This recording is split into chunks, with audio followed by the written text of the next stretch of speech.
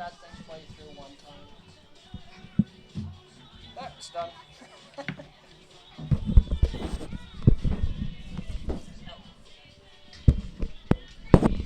Good evening, everyone, and welcome to another edition of Coast Hotel's Weyburn Beaver Baseball Live on FloCollege. Tonight's matchup, a repeat of last night, where the Medicine Hat Mavericks came away with a 10-0 lead, courtesy of a bunch of runs in the ninth inning that really didn't have much bearing on the ballgame. No, it was, well, yeah, said the game was actually closer than that score indicated, especially, you know, the Beavers were down 5-0. They had the bases loaded with a cold pitcher and an opportunity to really get themselves within striking distance. They weren't able to capitalize on it, and then, you know, they gave up 5 runs in the ninth to make it a 10-0 final. But we'll see if they can get some revenge here tonight in the second half of the 2-game homestand. Yeah, it's an important one for the Beavers to get back on track. They are 5-5 in their last 10, but have lost 4 straight. So a quick look at the East Division standings, and the East Division is sponsored by Insitrix. The Moose Jaw Miller Express have made their way all the way to first place with a 10-4 record. Behind them, the Saskatchewan Berries at 10-5. Then, on the merits of their win last night, the Medicine Hat Mavericks move into third place at a 7-9 record. The Regina Red Sox are in fourth at 6-8. The Beavers are at 5-8 and in fifth place, and bringing up the end with Swift Current 57s at 3-11 in sixth spot. So the West Division, which is presented by Play Alberta. Well, and taking a look out in Alberta, the Okotoks Dogs on top right now with a 12-3 record. Lethbridge not too far behind with a 10-3 record, and both of those teams on some pretty good winning streaks. The Dogs 7 straight wins, the Bulls with 4 straight. The Sylvan Lake Gulls 8-6, but they've won their last 3.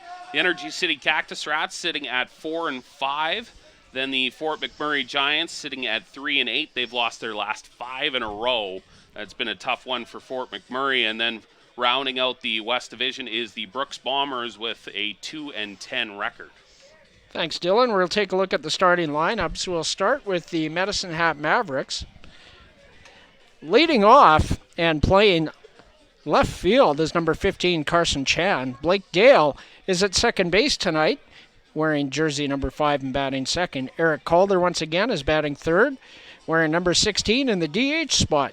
The number 4 hitter, Carter Roth, at third base and wearing number 10. Evan Morrison back in center field, number 22, bats fifth. Frankie Giacalone is at first base, wearing number 34. Number 11, Johnny Volcano, playing shortstop and batting seventh. Josh Stark in the lineup tonight. He's in right field, wearing number 23 and batting eighth. And at catcher tonight, number 1, Jaziel Grudelars. Hey, I think I nailed that. Yep. All right. Well, and a little interesting in that one, Grudelars and Stark in the lineup, but maybe the more interesting is the omission. Nate King out of the lineup.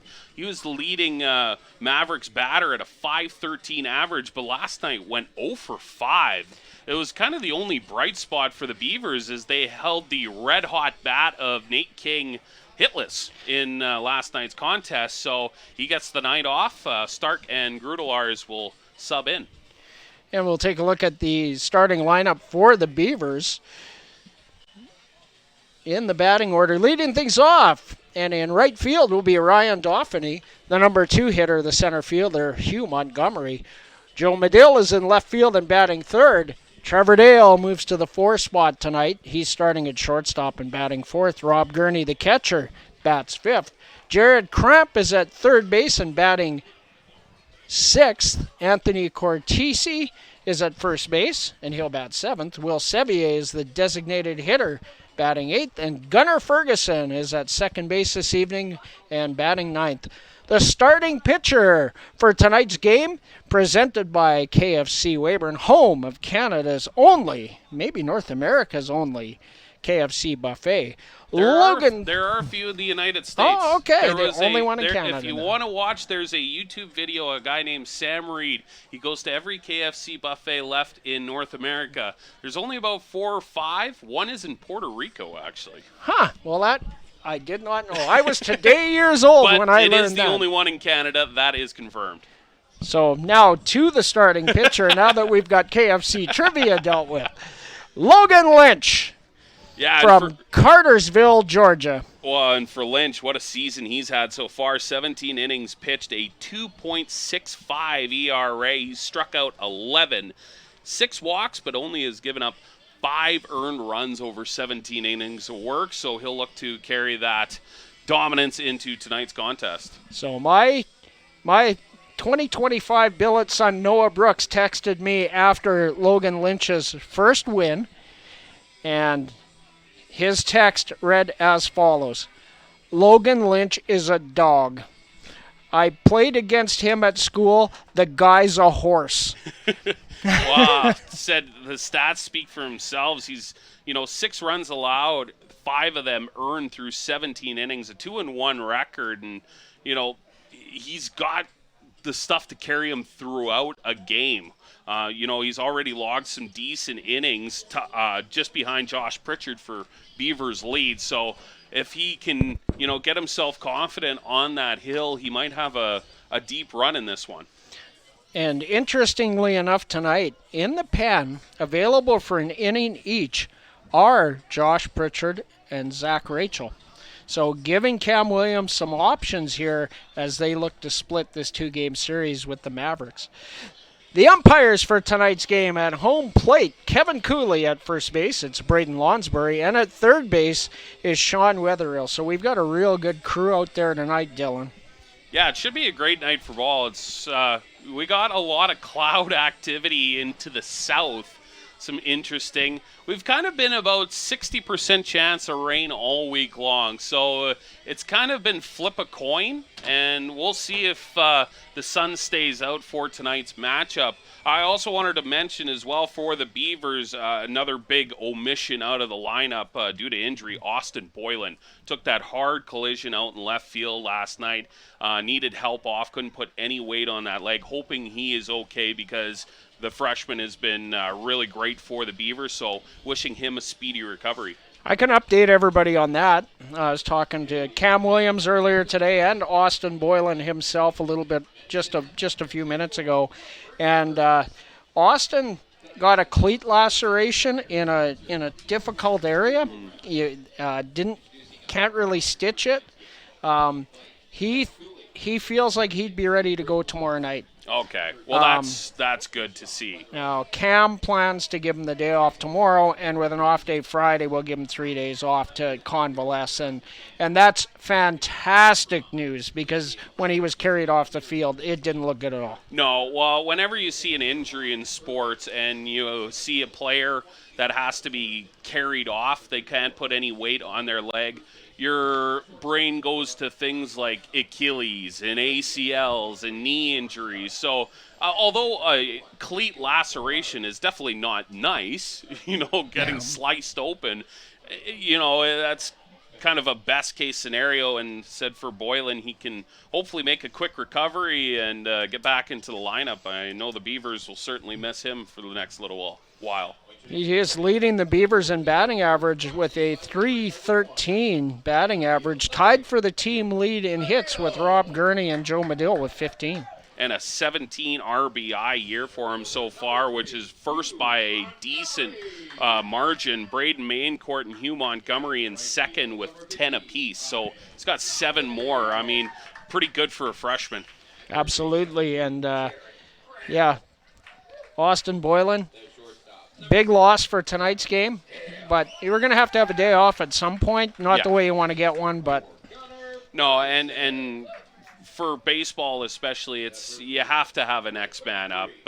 Any team that's ever had success has a deep bench. Usually, guys that can, come in, whether it's defensively or pitching wise, and log those games in those innings. The season is a long one, so you got to have a lot of guys that can step up and make an impact.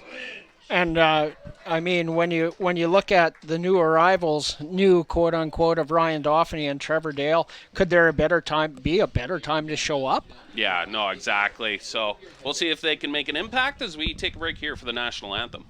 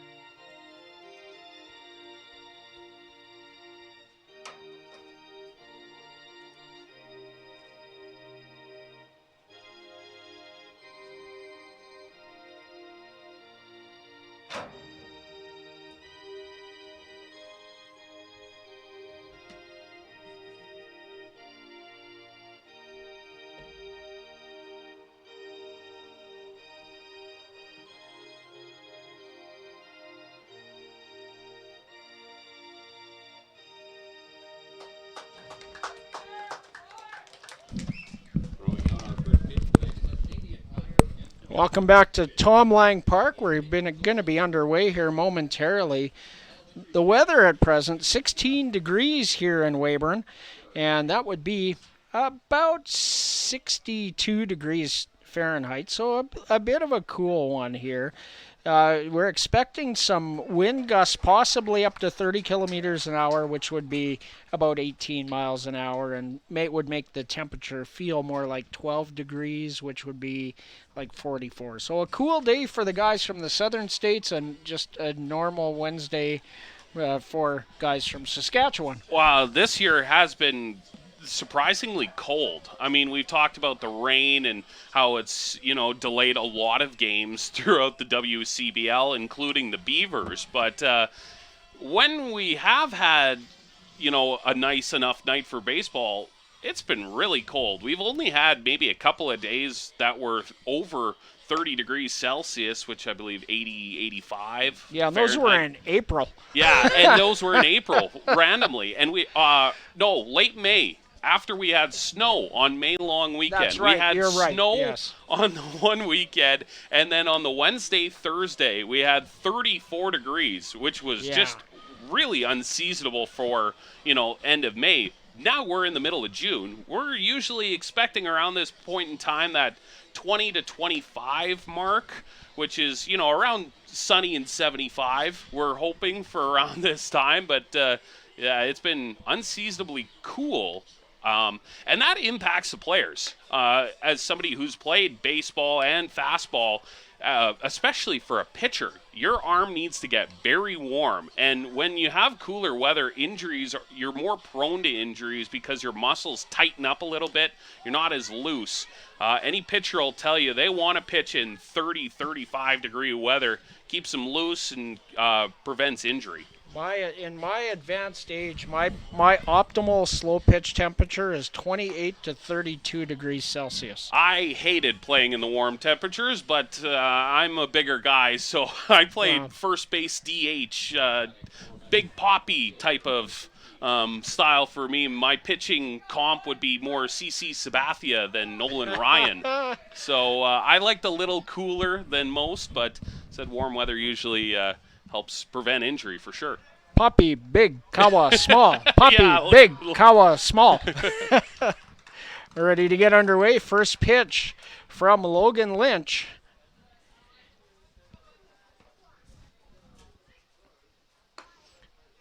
First pitch is in there for a strike at 7:09 p.m. 0-1 the count to Carson Chan.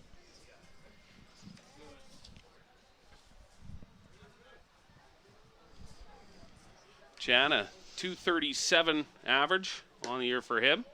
Does have 10 walks, which is tied for second on the team, and 11 RBIs, a home run, and a triple to go along with 5 doubles on 14 hits. 1-1 the count to Carson Chan.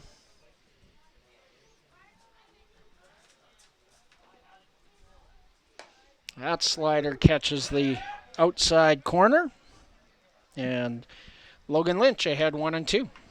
One for Chen, a 237 average, which, talk about the Mendoza line at 250 where you want to be at as a player, but his on-base percentage, 357. So gets a lot of walks, gets himself on base. Swing and a miss. Strikeout number 1 for Logan Lynch.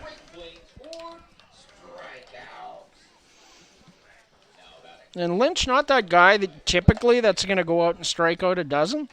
That lower arm slot, a guy that gets ground balls and some weaker contact.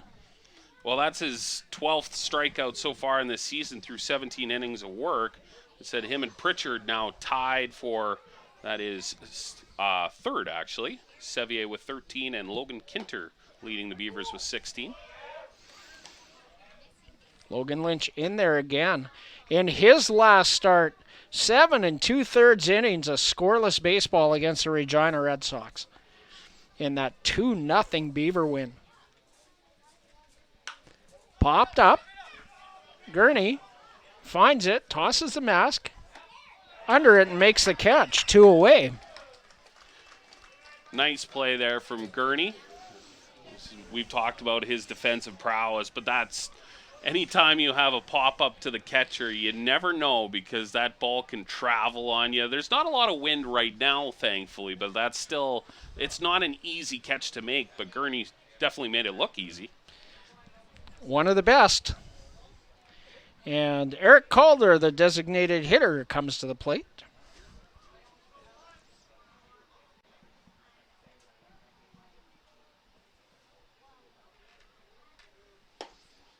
That misses inside, ball 1.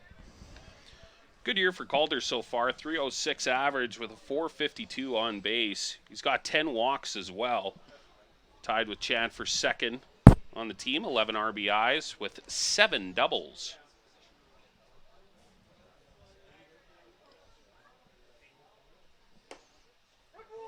Logan Lynch has dialed that slider on the outside edge. 1-1.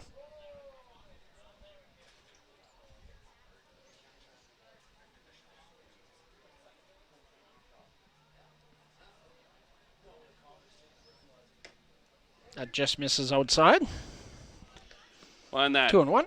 outside slider important for a righty versus righty matchup. If you can paint that outside corner with that slider, as a hitter, you're probably just going to roll over it. Righty to lefty. It's a tough pitch to try and do anything with.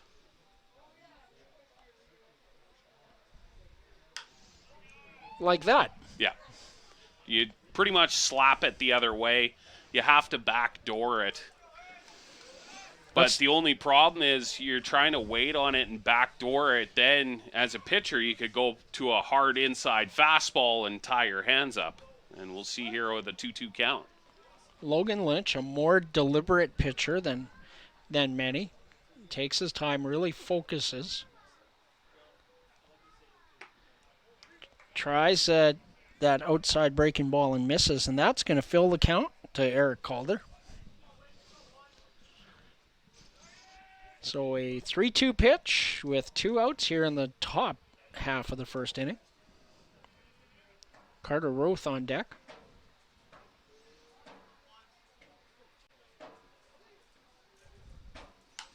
Fouled straight back. Calder stays alive. And for Lynch, not afraid to use that slider. He's thrown quite a few of them so far in this at-bat. Notice there that Calder has assumed the defensive two-strike posture, a slight choke up. Not as much as Ben Wallachek from Moose Jaw generally does, but a little better bat control. And he hits him. Well, doesn't hurt your whip. No, walker or a hit by pitch really doesn't matter in that sense. But for Lynch, that was kind of the idea. You had quite a few breaking balls, and he was fighting off a lot of them. Wanted to tie up his hands with that inside fastball, just gripped it a little too much and a little too inside, and Calder's on base. So runner on first with 2 out for Carter Roth.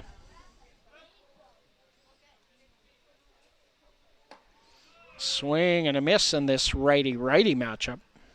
A nice breaking ball to start the at-bat. That almost looked more change-up-esque. Really kind of died out. Little swings over it.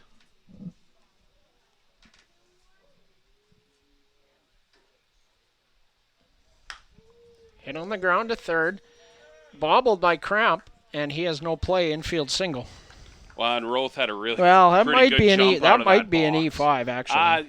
I would say so because there is an opportunity to make that play if he does field it.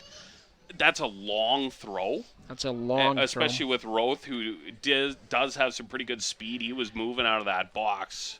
The official scorer tonight, Gord Husband. Let's see how Gord saw it. And he does indeed grant an E5, which, I mean, your pitcher got a ground ball. Yeah. 2-out ground ball for pitcher, that's what you're looking for. And that's what you're looking for here against Morrison.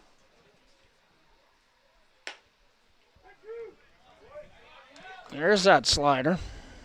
Well, and that had some good velocity as well. You heard the snap in that glove. He wanted that almost as a hard slider.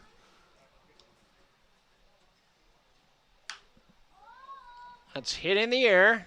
Center field, Hugh Montgomery under it. And that will retire the side. No runs on no hits. There were no errors. 2 runners left, 1 on 1 in scoring position. So after a half inning of play, we are still scoreless. And we'll be back with the bottom of the first right after this. Oh, yeah.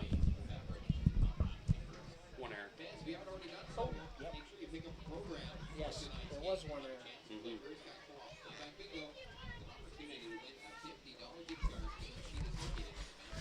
Grab a water. You want anything?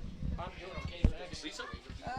Some plain potato chips. Potato chips sound good. Thank you.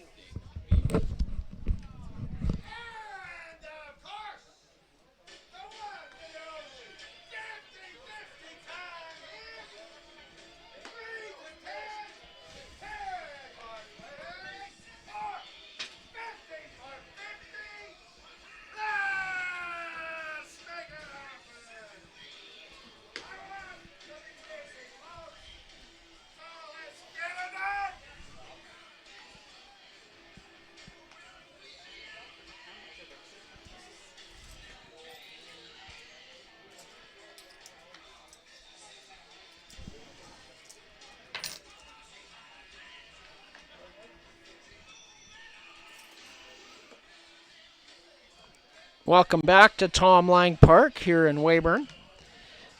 Mavs take to the field for the first time in the game. And the starting pitcher for the Medicine Hat Mavericks is number 43, Brant Spencer. Spencer on the year, started 2 games. He has a 2-win, 1-loss record. 10 innings pitched. He's allowed 14 hits and 14 runs. However, only 7 of them were earned. He has 13 strikeouts in those 10 innings to go along with 7 bases on balls. And that all translates into a 6.30 earned run average for the tall right-hander. As Jaziel Grudelars throws down, and we're ready to get underway in the home half of the first inning. Ryan Dauphiny to lead things off.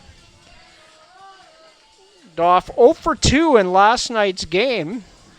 with a hit by pitch and 2 bases on balls. So a good-looking OBP, and looking for Doff to get his first hit of the season. Hugh Montgomery on deck. Pitch from Spencer is low for ball 1. Well, and Dauphin in his return, bit of an interesting one last night. A walk, a hit by pitch, and a couple strikeouts.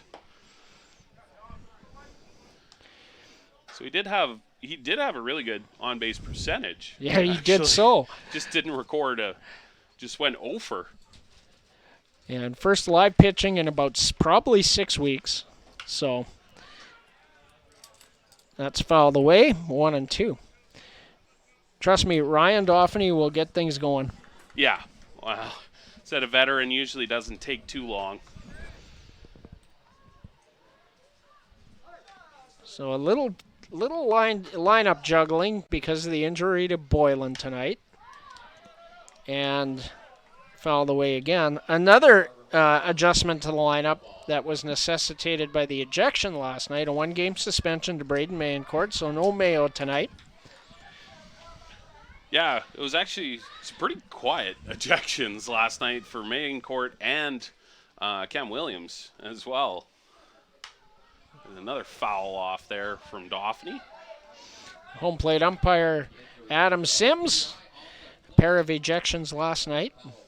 I thought he was real good the first 6 innings, and I don't know what happened after that, but it wasn't the same standard he had set for the first 6. So I've just never seen 2 quiet ejections like that. Really quiet.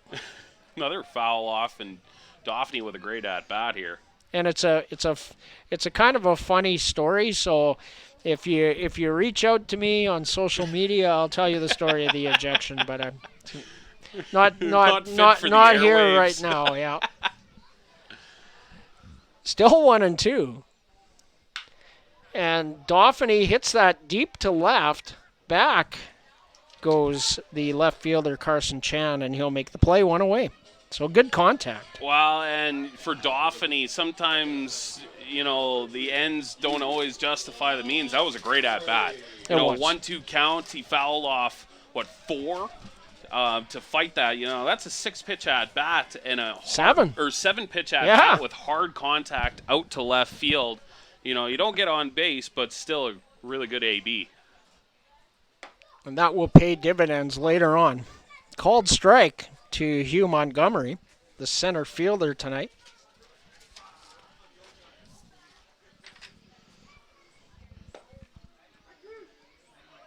Montgomery's sitting around 245 for the average. 2 walks, 10 RBIs, 1 triple and 2 doubles. Roth playing real deep at third base. Montgomery with really good speed. Well, now he can with 2 strikes against him. There's no risk of the bunt. But earlier in the at-bat, definitely that's something you have to keep an eye on. Joe Medill in the on-deck circle for the Beavers. Fastball outside. 2 balls, 2 strikes.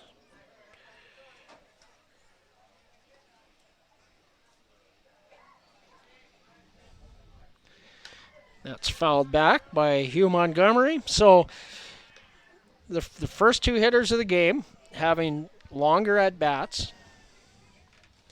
That's one thing that the Beavers are going to have to do is cut down the strikeouts. The last 2 games, 31 or 32 strikeouts in the last 2 games. Yeah, I said last night I think we counted up 14 combined strikeouts for the Beavers in a shutout loss. So got to extend some at-bats. And a good eye there. A 7-pitch walk for Hugh Montgomery. So 14 pitches already in the inning. It's kind of always your goal is to get that first guy out of there and get into the pen as soon as you can. Usually a recipe for success. Yeah. Well, forgive me, who's on the hill tonight for Medicine Hat? It's Brant Spencer. On Brant Spencer, 10 innings pitched. He has given up 14 runs, 7 earned, which is a bit of a discrepancy there. He does have 7 walks, but 13 strikeouts, a 6.3 ERA. 2-1 record for him. That sails high. 2 balls and no strikes. Trevor Dale on deck for the Beavers. Hugh Montgomery, real good speed at first base. A hitter's count here for Joe Medill. Grudelar's taking a look behind Hugh Montgomery, but not making the throw. Well, that was a big secondary jump there from Montgomery. He took 2 hard steps towards second, and that's what caught his attention. No throwdown, though. 3-0 the count. That's in there for a strike. 3-1. Still a really good hitter's count. Well, yeah, and that was a take all the way. 3-0 count. You got to make sure he gets one in the zone. Straight back. Full count. If you're a hitter, you love to be on those 3-1, 2-0 counts. If you're a manager, you hate when your guy's getting into 2-0, 3-1 counts. Yeah. A defensive manager, that is. Yeah. Swing and a miss. He struck him out. First strikeout for Brant Spencer. 2 away. When a big strikeout as well, makes that 2 out. Now focuses on the batter. That looked like good it was job for fighting back from a 3-0 count to get the strikeout. Looked like it was up and out. Yeah. So Trevor Dale to the plate. Takes strike 1. For Trevor, a tough night last night. Looking to get on track here. Check out his cleats later today. He got his custom-made Beaver cleats. They're great. Outside, 1-1. One for Dale, much like Dauphney, returning here for the Beavers, hasn't seen pitching in quite a while, so it can take a little while for especially hitters to see it out of the hand and get back to slugging. Big swing and a miss there by Dale, 1-2. And also Trevor dealing with the transfer portal and trying to pick a new university and things like that. So there are some distractions going on, but those will be dealt with shortly. Oh, right on the hand. And that's tough for Dale as well. Not a good place to get it. No, those hurt. And that's going to warrant a look at. And I do think that is that off the knob? Well, I thought maybe it was off the knob because it looked like it was a foul call. Because even if you do, as a hitter, if you make a move like you're going to swing and you get hit, that it still can count as a hit by pitch. If you intentionally lean into it and make a non-swinging type move, umpire can use the discretion and determine that that was you leaned into it. But that one might have been off the knob and off the hands, in which case it's a foul ball. It obviously is because Dale's still in the box. Montgomery goes, throw from the knees, which never works out. Gets into center field. Montgomery is going to go to third on the error. Throwing error charge to Grudelar's behind the plate.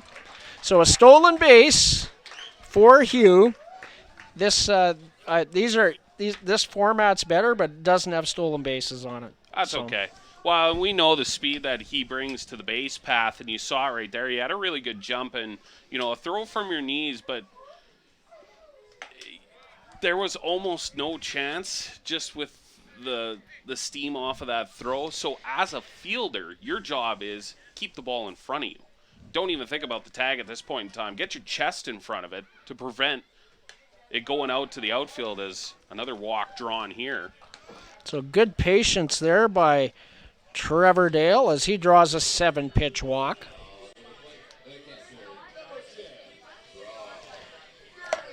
So Rob Gurney will come to the plate.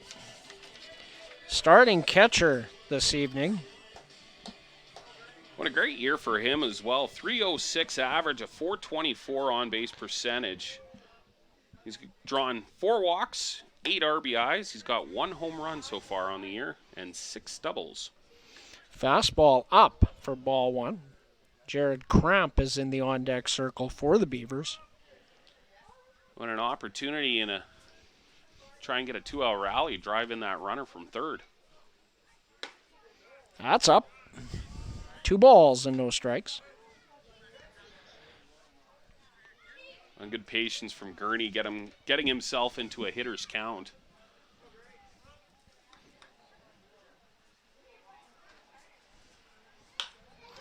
And that's hit on the ground. Carter Roth up with it, over to first in time.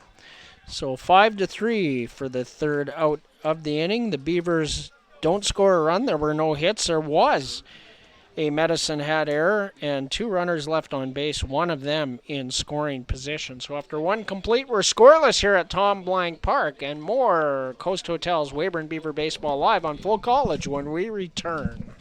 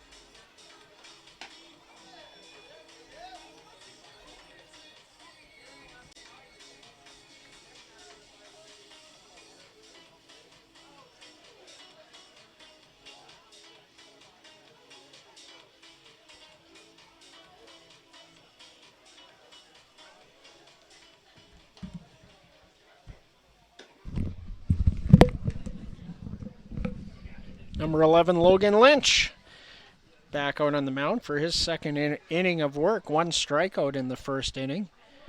A hit batsman, and Roth reached on an error, so No hitter intact.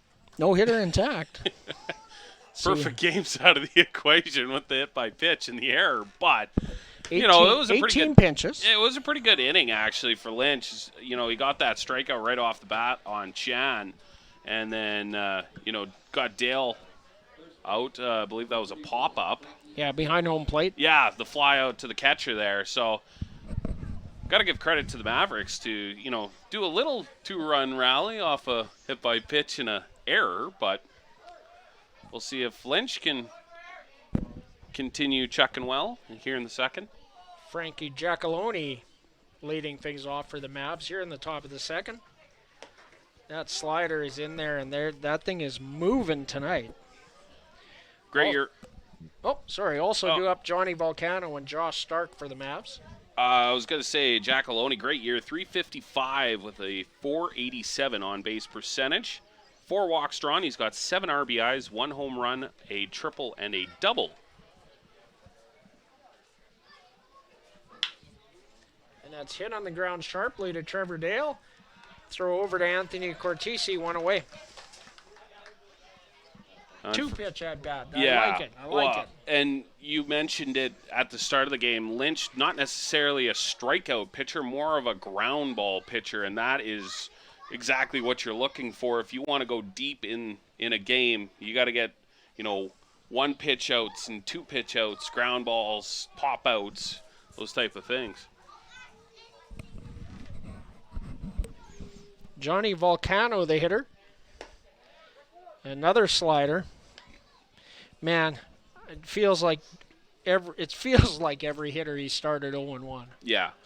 Well, and for Volcano, I mean, the Mavericks got some good hitting. Oh, for sure. 6. This is popped up. Cortese and Falgran. He's got it. So Giacalone at 355, Volcano at 362. He's got 9 RBIs and 3 doubles so far, but pretty good average for him. And in the depth of the lineup, and so far Lynch has handled it swimmingly. So Josh Stark, who we didn't get to see last night, comes to the plate.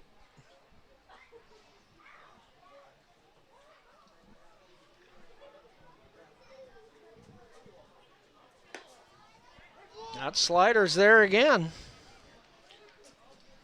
When talk about depth, Stark 404 average. He's got 17 RBIs. That's second on the team. Roth and Dale tied for first with 19. So Stark not in the lineup last night, but back in and trying to make his impact. He leads the Mavericks with 4 home runs on the season. 1-1 the count to Josh Stark.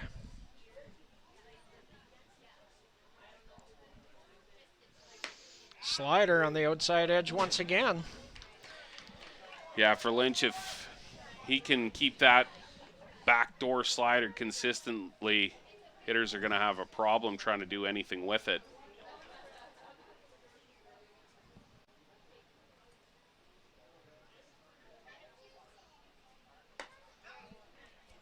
Looked like a tailing fastball there that missed.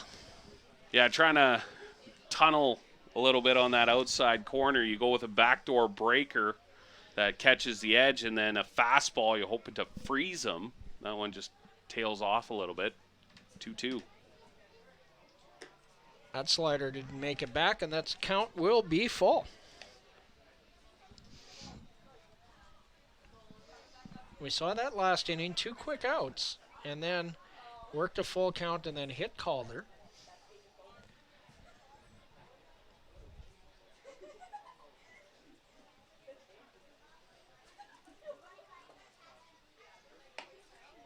That slider missed. Ball 4. Well, that's a pretty good miss right on that outside edge. Tried that backdoor slider once again, and that one just didn't catch enough for the plate. So walk issued for Stark. Jaziel Grudelars, the catcher, will come to the plate. Small sample size of work for him, a 240 average. 3 RBIs, 3 doubles. Just 25 at-bats so far. Not going to get many at-bats with Nate King on your roster. Yeah. So the reserve catcher gets a start today, and Nate King, what's probably a much-deserved day off. 1 ball and no strikes the count.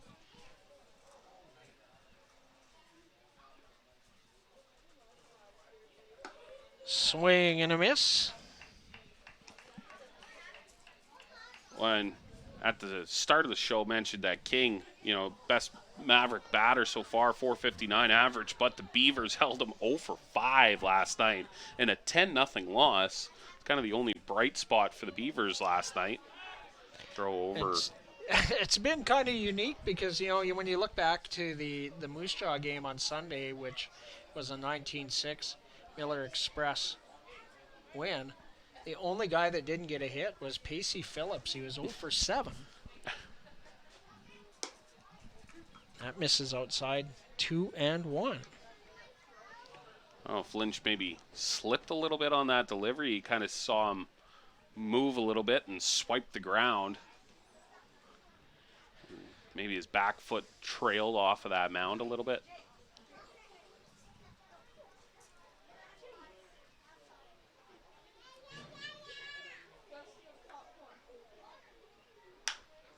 That's hitting the air to left. Joe Medill ranging over towards the line. He's under it and makes the catch. And that'll retire the side. No runs, no hits, no errors. 1 left. And after 1.5, we're still scoreless here at Tom Lang Park. We'll be right back with the bottom of the second after this.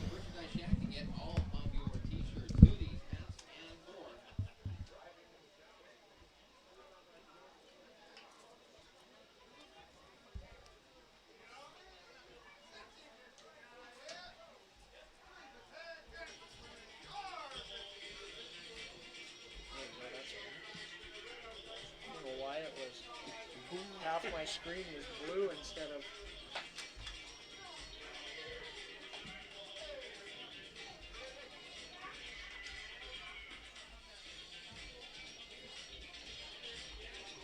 40 pitches in the first inning for strikes.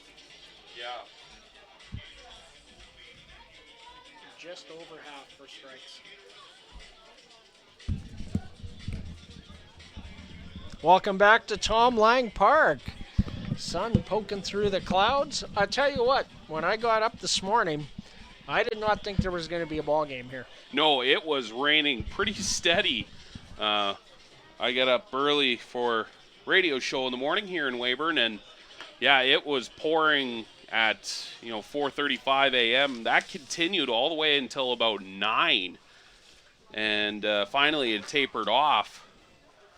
And thankfully the rain stayed away long enough to at least get the game underway tonight. But said the sky you see here, that is facing to the south out over center field. It is blue. So maybe our friends in Radville getting some precipitation. Yeah, that one seems to have missed us, but certainly raining to the south. Jared Cramp, the left-handed hitter, will lead things off. First pitch from Spencer paints the outside corner for strike one. Cramp trying to get going, just a 107 average for him so far. Does have 4 walks, which has boosted his on-base percentage, and 7 RBIs, actually. Cramp was dealing with shin splints and then had a back tweak, so missing some action, so looking to get things going. He had really good numbers in college, so fouls that back to the screen. Yeah, he's not a whole lot of work. 28 at-bats. This is his 29th AB of the season. Does have 1 triple and 2 doubles. Are all his hits extra base? All of his hits are extra bases. Yeah, 3 for 28. And that's hit in the air to left. Chan over. He makes the catch. 1 away. When Chan made that look routine, that's not necessarily the case out in left field. You're also battling the sun a little bit, and that ball was trailing off that bat. So for Chan, a nice long run, battling the sun, able to make the catch, and nice and easy. First out of the inning. Anthony Cortese comes to the plate. Takes strike one. Also limited work for him. This is his 26th at-bat. He's got 5 hits, 3 RBIs, and 2 walks for a 200 average. Fastball up and out. That'll even the count at 1-1. Cortese from Eastern New Mexico University, a product of Fremont, California, which is near the Bay Area. Made his pitching debut last night in the 10-0 loss to the Mavericks. The Beavers were running through all their options. Is that one just low for ball 2?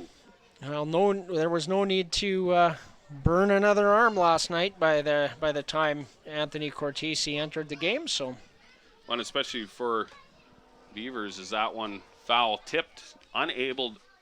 Oh no, they said he did squeeze it, but on the transfer dropped it. So it is considered a strikeout. So 2 away, second strikeout for Brant Spencer. Folks at home might have had a much better look from that center field camera on that.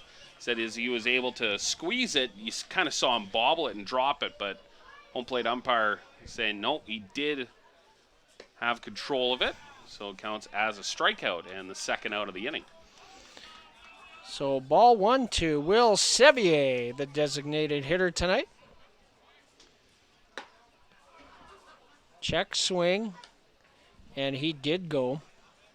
Sevier trying to get going as well, 171 average. Does have 7 walks, which boosts his on-base percentage to 353, or 326, excuse me. 4 RBIs. He's 6 for 35. 2-ball, 1-strike count to Will. Outside. Oh, okay. Catches the outside edge. That was a bit of a late call there from the umpire. I think thought about it for about a half second, determined it did catch a piece of that edge. 2 balls, 2 strikes. And he rings them up on a pitch at the knees. Back-to-back strikeouts in a 1-2-3 inning for Spencer. No runs, no hits, no errors. Nobody left. After 2 complete, we're scoreless at Tom Lang Park. And we'll be back with more Coast Hotels Weyburn Beaver Baseball live on FloCollege after this.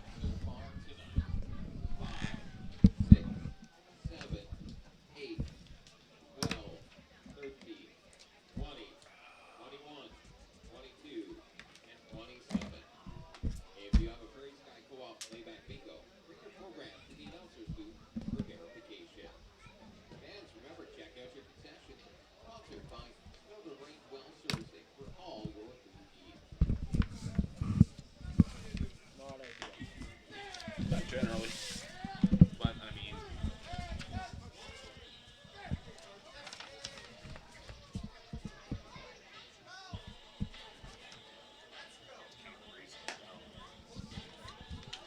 not very competitive at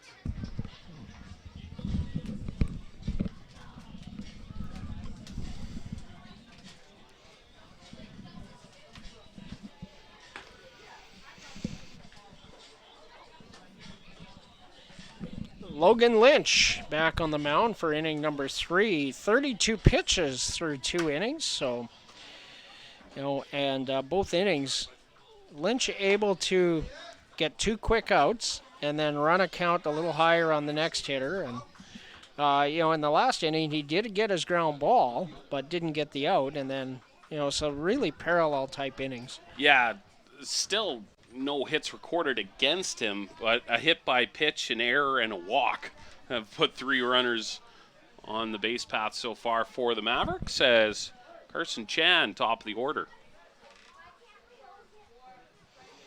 The Medicine Hat left fielder, 0 for 1, struck out in his first at-bat. Outside, ball 1. Logan Lynch out of Reinhardt University in the Appalachian Conference.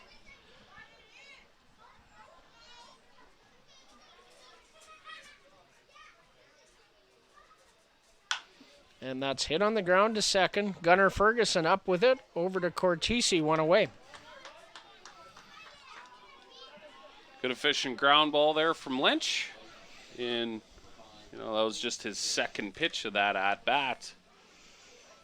That's what I like to see. I want to see Logan Lynch around for quite a while here tonight. And I think we will. Yeah.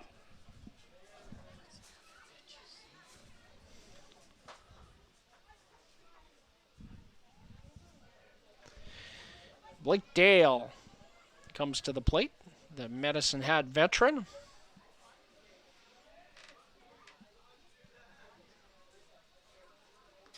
And gets away from Lynch, and he hits him. That looked like a breaking ball that just didn't break. It kind of came out of the hand flat and right in the left thigh quad area. Those ones sting.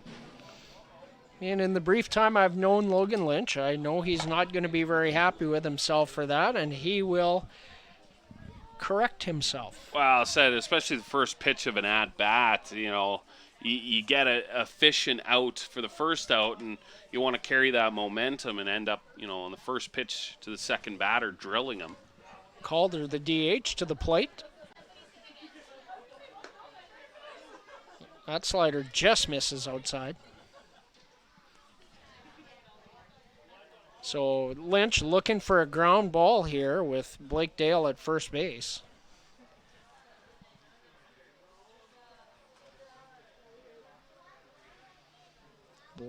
Trevor Dale playing on the edge of the grass. Runner goes. Gurney the throw down, a 1 hop.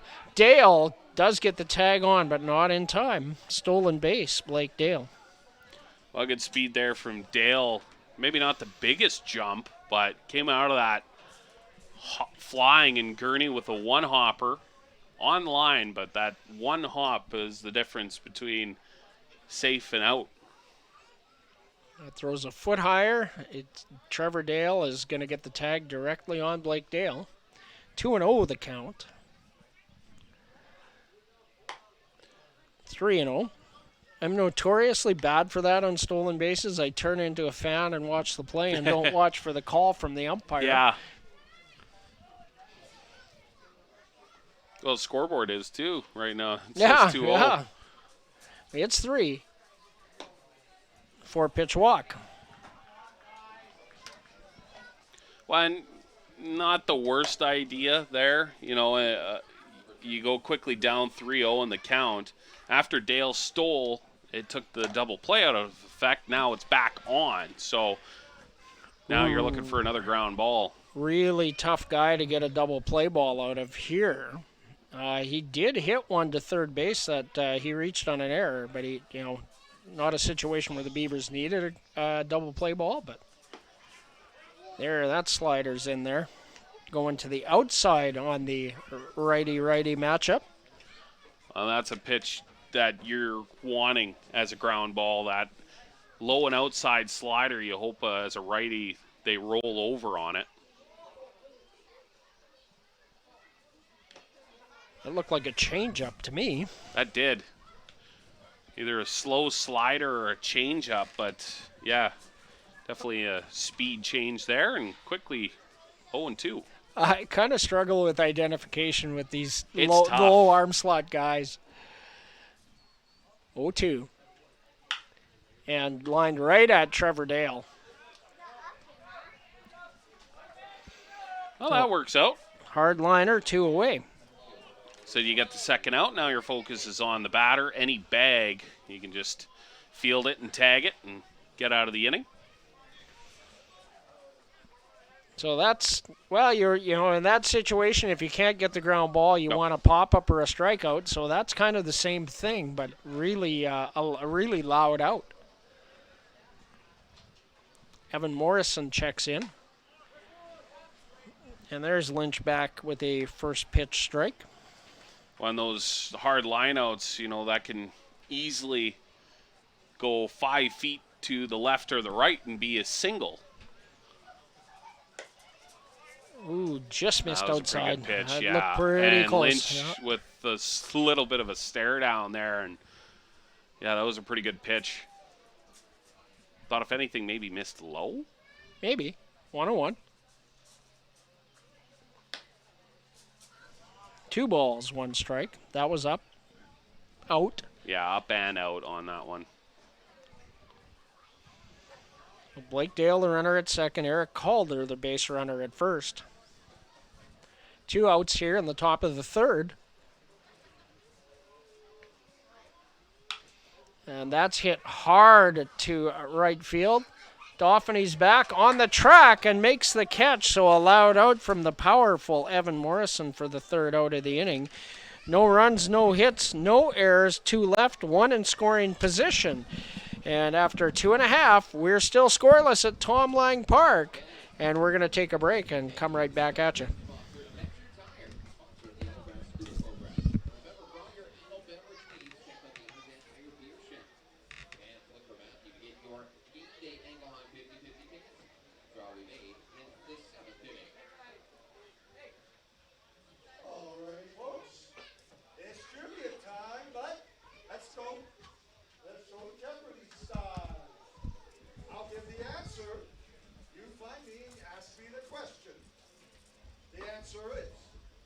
This current Beavers player wears jersey number 10.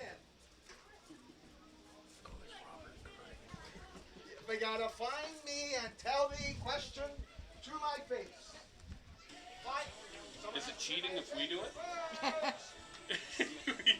Yeah. Hey, girls. Tell them it's who is Robert Gurney?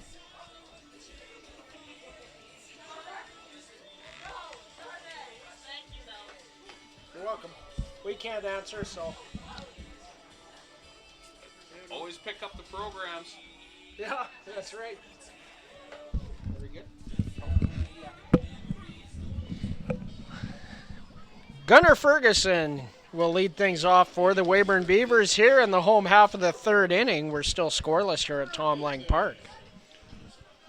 Ferguson, limited work, just 13 at-bats for him. He's got 2 hits, one of them a double. He's Got 4 RBIs, though, and 3 walks. A 154 average, but a 353 on-base percentage with those walks. He ripped a double into the gap late in that loss to Moose Jaw on Sunday evening. Drove in a couple. Yes, sir. 2 balls and no strikes. I don't know that you'd find a nicer, more polite young man than Gunnar Ferguson. Texas product that attends eastern New Mexico. Called strike. He's also got quite a few innings pitched for him. Two-way player. He's got 10 innings pitched. Giving up 12 runs. 10 strikeouts, though. Throws hard. And I think Gunner's 18 years old, and he routinely throws 90 mile an hour. So, I mean, you put, 15 pounds on in the weight room, you're probably gaining a couple of more mile an hour. Full count to Gunner. Swing and a miss. He struck him out. Fourth strikeout, actually, for Spencer. 3 in a row for 3 in a row.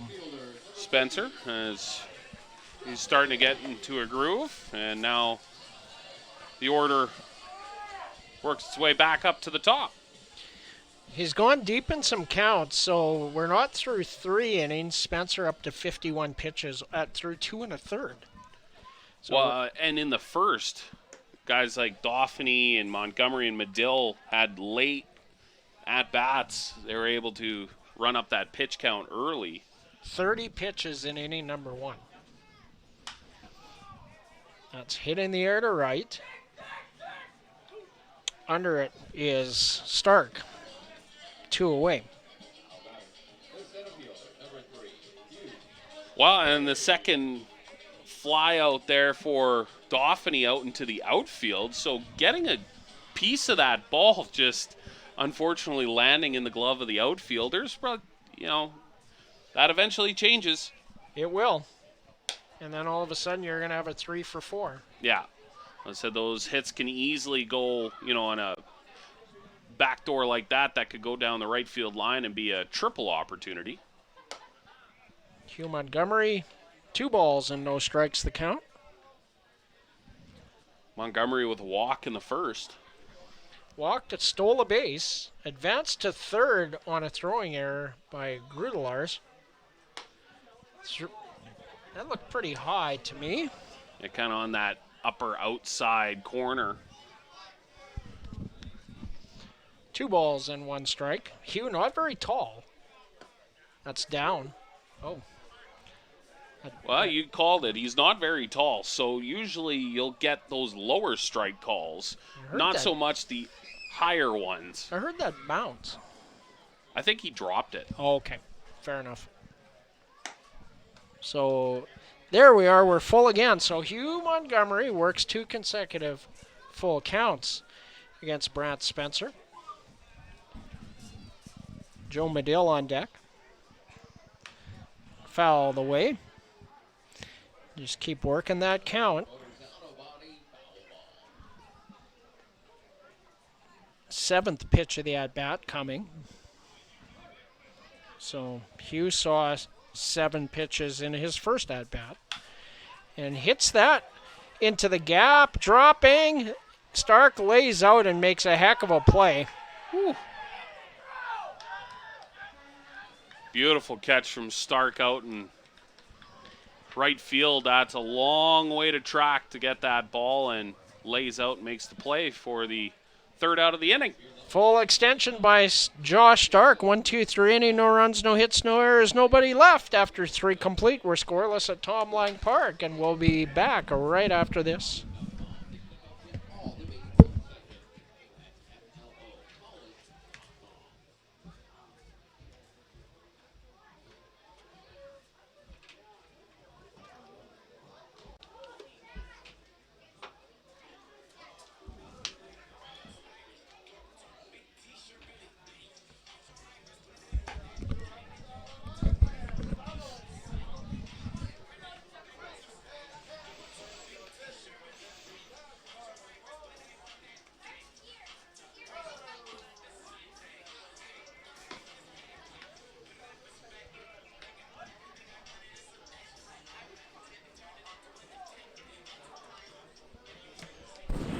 those two aren't old enough for a 50-50 ticket.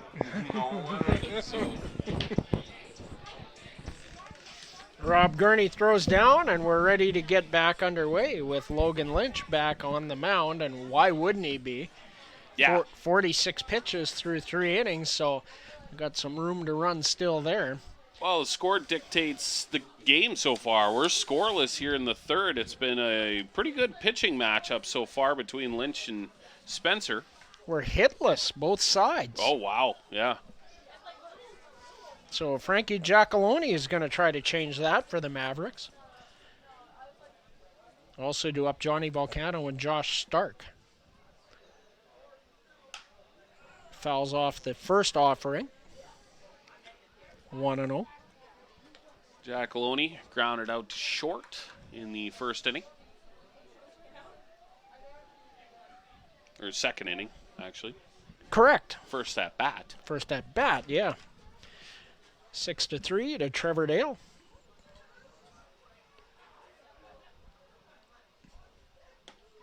That slider that was a strike all day long.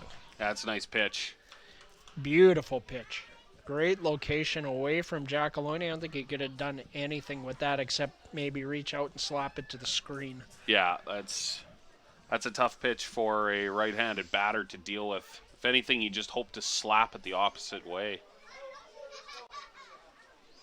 And yeah, with 2 strikes, you're just trying to live to fight another day. Ground ball. Dale picks it up, sets, fires, 1 away. History repeats itself from Giacalone. Another ground out to the shortstop there, and Lynch gets the first out. We'll bring Johnny Volcano to the plate, the Cloverdale, BC product.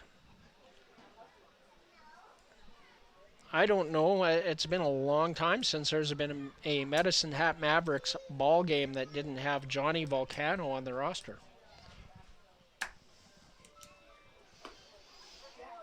Slider in there for a strike. Volcano out of Doane University in Nebraska. A really good NAIA.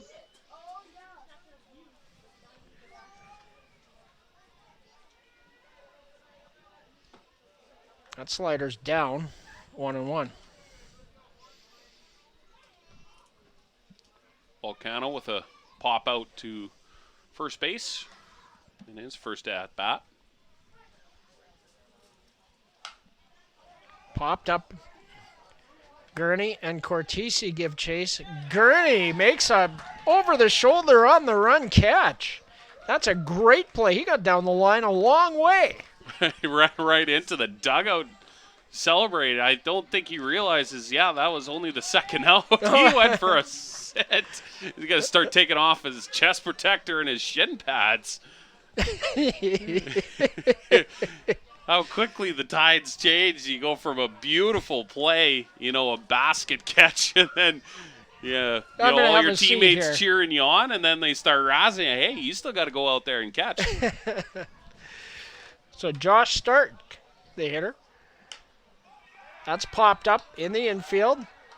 Trevor Dale makes the play. 1-2-3 inning, and a quick inning for Logan Lynch. And the Beavers are going to try and get something going in support of Logan Lynch in the bottom of the 4th right after this.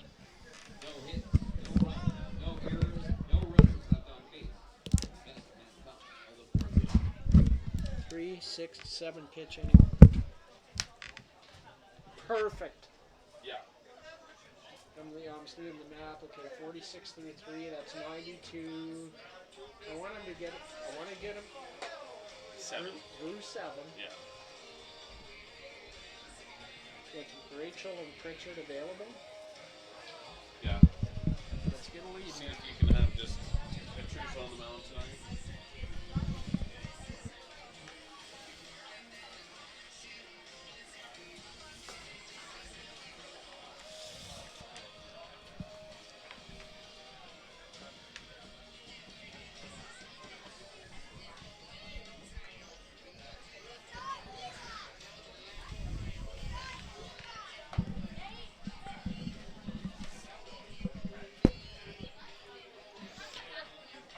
Well, Dylan, this has turned into a real pitcher's duel. Well, I think maybe both of these teams have been watching too many World Cup matches so far. This is kind of looking like a soccer duel, scoreless as we quickly approach halftime here in this ball game.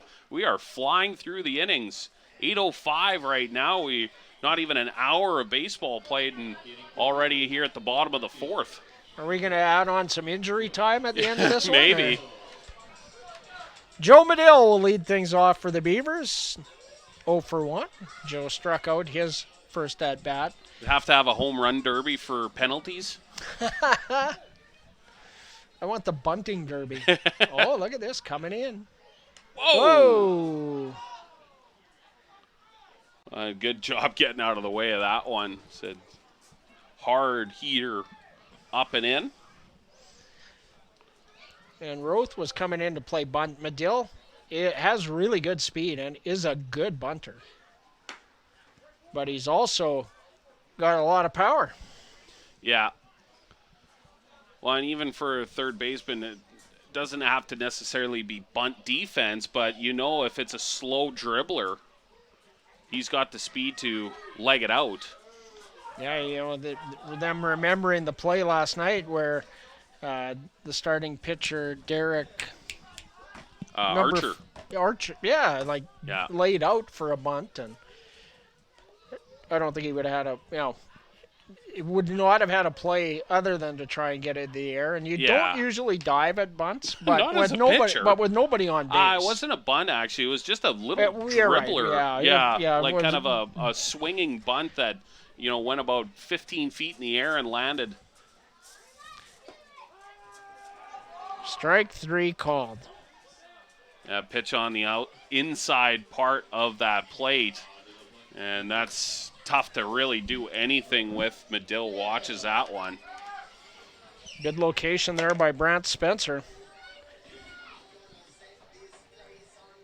And Trevor Dale looking to energize the Weyburn crowd. A big swing and a miss there. Strike 1. Dale walked his first at-bat. Rob Gurney in the on-deck circle. That's high. 1-1. And for the Beavers, you have to just start stringing together hits. I mean, we haven't had one so far in this ball game, which is incredible to see. Swing and a miss there. A few walks, few hit by pitches, but it's been hitless so far. That's lifted over top of first base. Over comes the second baseman, Dale, and he'll make the play. 2 away. Dale on Dale. Any relation? No, sir. Nope. Just the common last name. Trevor Dale from West Valley City, Utah. Played his season this year at the University of Colorado, Colorado Springs, in Colorado Springs, Colorado.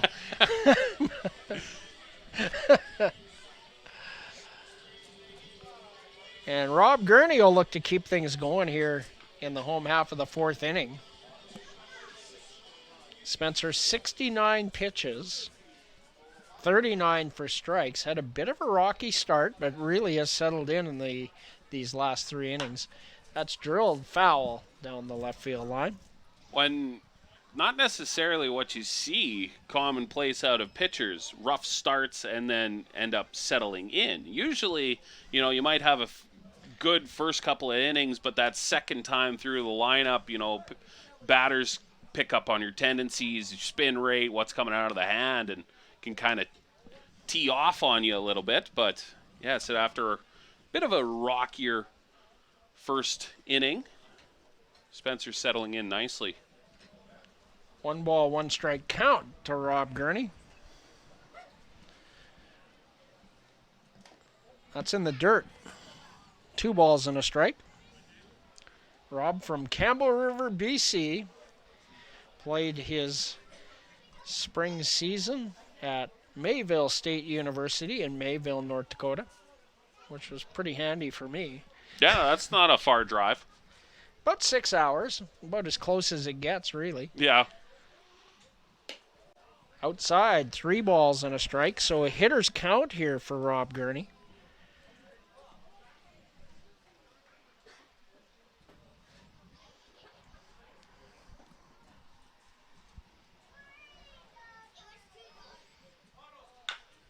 And that's hit on the ground to third. Roth over to first. Back-to-back times for Rob Gurney to ground out to Carter Roth. 1-2-3 inning for Spencer. No runs, no hits, no errors, nobody left. No base runners in the last 3 innings for the Beavers. We're going to the 5th inning when we return on Coast Hotel's Weyburn Beaver Baseball live on FloCollege.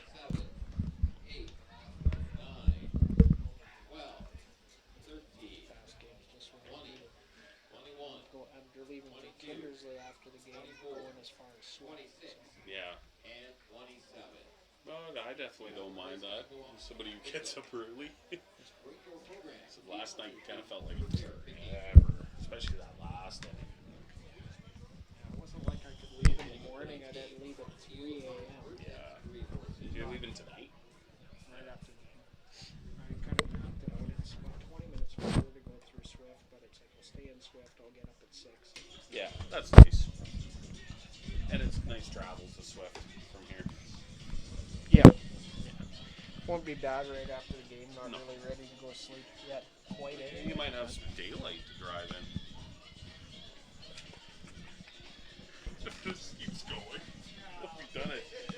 9 p.m. flat.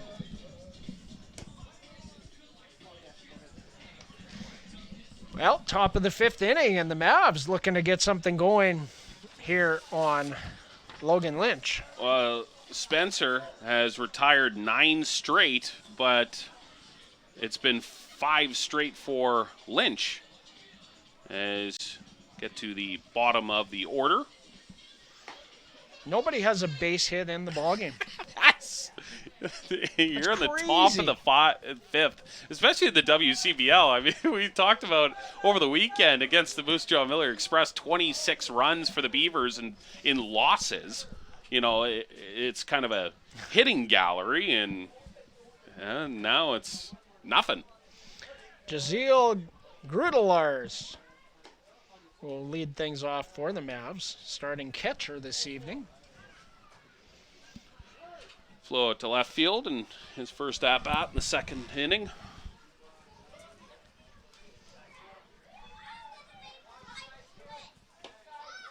Slider is down, ball 1.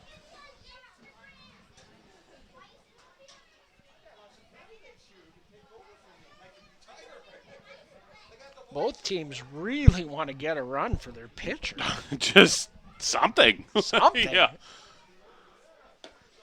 That slider's there. 1 ball and 1 strike.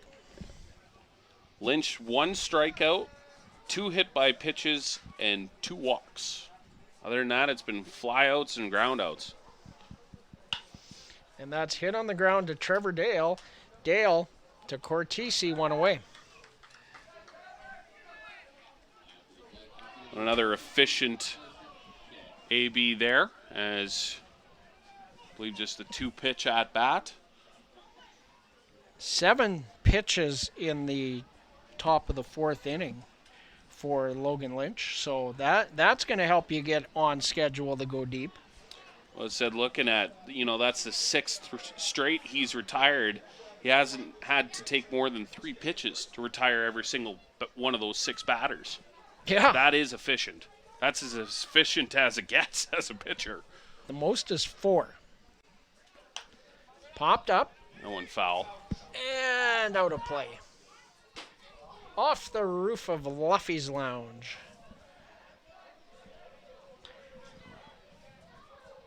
0-1 the count on Carson Chan, who is 0 for 2 in the ball game. A strikeout and a ground out to second on the resume for Carson Chan this evening.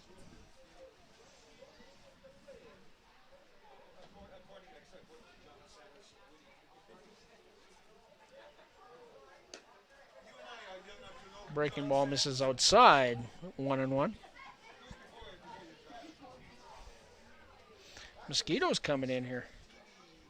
Yeah, we need more wind. Yeah. Never thought I'd say those words in the same sentence, but Yeah. that's quite a ways inside, and it's 2 balls and a strike. I think we've had enough wind here in southeast Saskatchewan for a little while. It's been a pretty wild spring. I mean, we've had tornadoes. Tornadoes. That's a ton of wind. Craziness.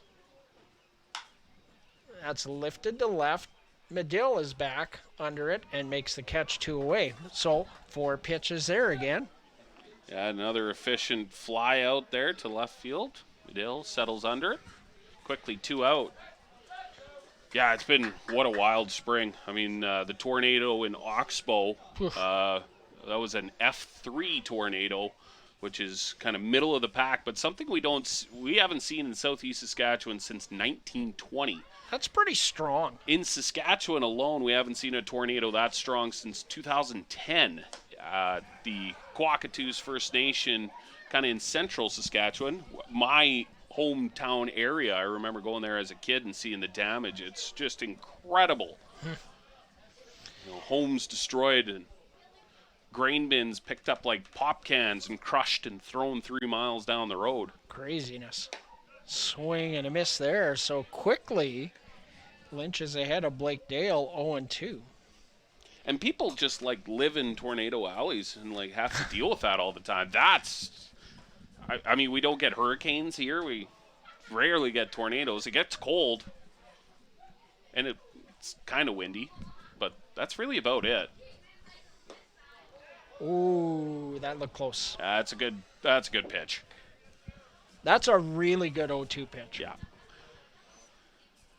No matter the result, I mean, that's close enough that it's competitive. That's what you're looking for Lynch. Couldn't agree more. 1-2.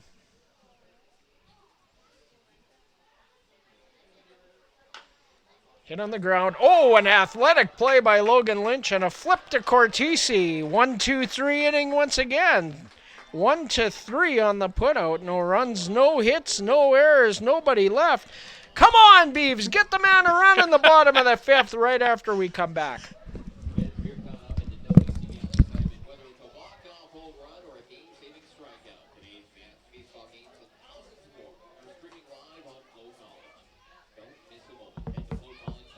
This is my kind of baseball game, though. Me too. I love pitching duels. I mean, kind of nice to see it hit. Like, Every Logan Lynch game is like that. yeah. He's just 2-0 in your jar. He Ground leaves outs. it's 1-0. Yeah, just ground outs. He pitched the 4-3 win against the Red Sox. Oh, yeah. Like, Yeah. they've never scored a more than 4. We're the bottom of the 6th? No, No, top of 6. we're in the bottom of 5. Bottom of 5. Yeah, the board's actually right. Oh, I'm seeing an extra 0. That's why. There's a lot of zeros up there. There's a lot.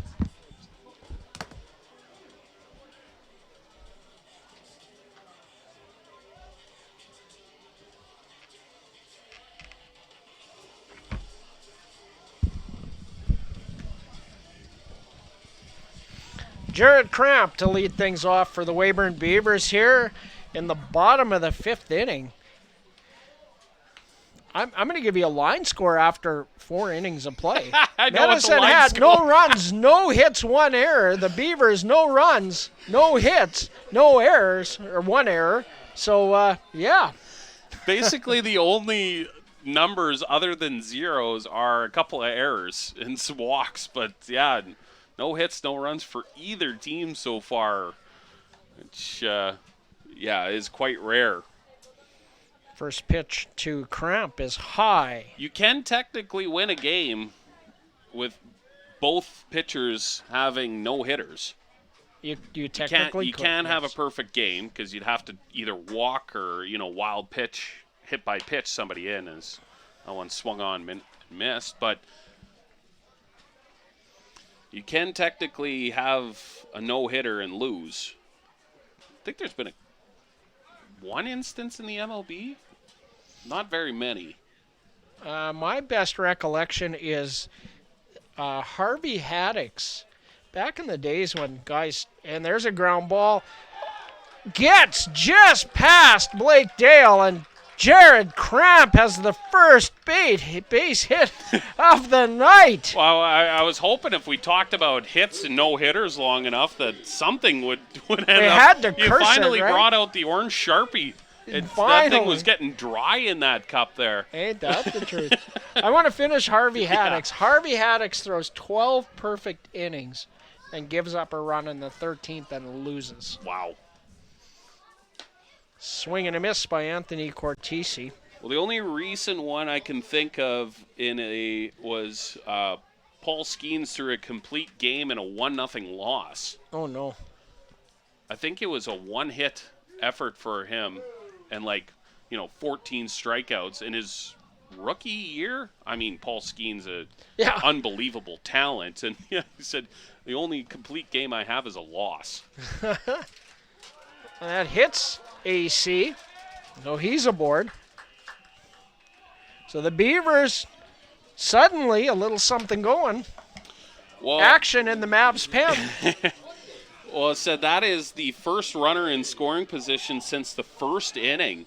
Dauphiny and Montgomery and Dale both had walks, and Montgomery with a stolen base was able to get to third, but no further. Since that, I haven't had anybody in scoring position. So Will Sevier takes high, ball one. Pitch count getting up there for Spencer. That's pitch number 84. 45 for strikes. On a 50-50 rate. Ish. Fouled straight back. A good cut there from Sevier. Sevier out of McPherson College in McPherson, Kansas. A Woodbat College League, as a matter of fact.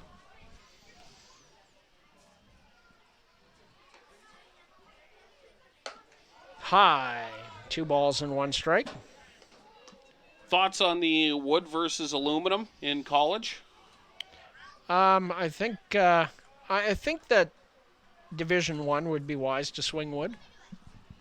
I personally want to throw. I know aluminum bats make the ball go really far, as that one swung on and missed. But something about wood bats, that's baseball. The sound. It's the sound. The MLB uses wood bats, and said Bit of a budget thing, perhaps? Yeah, maybe. But for me, aluminum is for softball. Yeah. Ground ball. Fielded by Spencer. He goes to second for 1, over to first in time. Double play. 1 to 6 to 3. Yeah. Oh, and what do we got here? We got a rundown going on. I think maybe he didn't touch first as a runner in home, and he's in! So sort of a double steal there as Cortese draws the throw into the rundown. Cramp comes home, and Cortese goes to second base. So the Beavers are on the board in rather a strange fashion. Well, and not surprisingly, this is going to draw a manager from Medicine Hat out for talk with the umpire. My guess is on the double play, first baseman's foot was not on the bag, which, because there was a rundown situation there. If it's a double play, that player's out. Why are they worrying about him? No, I thought it was a double play. So I thought so as well. I mean, he beat him. If the throw beat him by... So Cortese... Yeah, so he must not have touched the bag. That's the so only Cortese was leaving the field of play. I get it. I see what's going on now.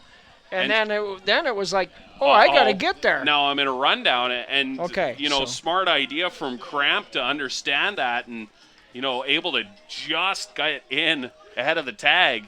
Okay, and so the Cortese, put out is still 1 to 6 to 3, but only 1. Yeah. So I guess he advances it's a on fielder's choice. It's yeah. Yeah, it's a 1-6 fielder's choice. Okay, 1 away, and the Beavers are on the board after all this confusion. We'll have to see what Ball Clubs says about this. Yeah, fielder's choice. And still 1 out. It says Sevier reaches on a fielder's choice, but Sevier didn't reach on a fielder's choice. Cortese is on, but they had Sevier on second base, so they're going to fix that. Yeah. Sevier was the one that was thrown out in the initial 1-6. Correct. Ground ball. Roth picks it up, goes to 1 in time.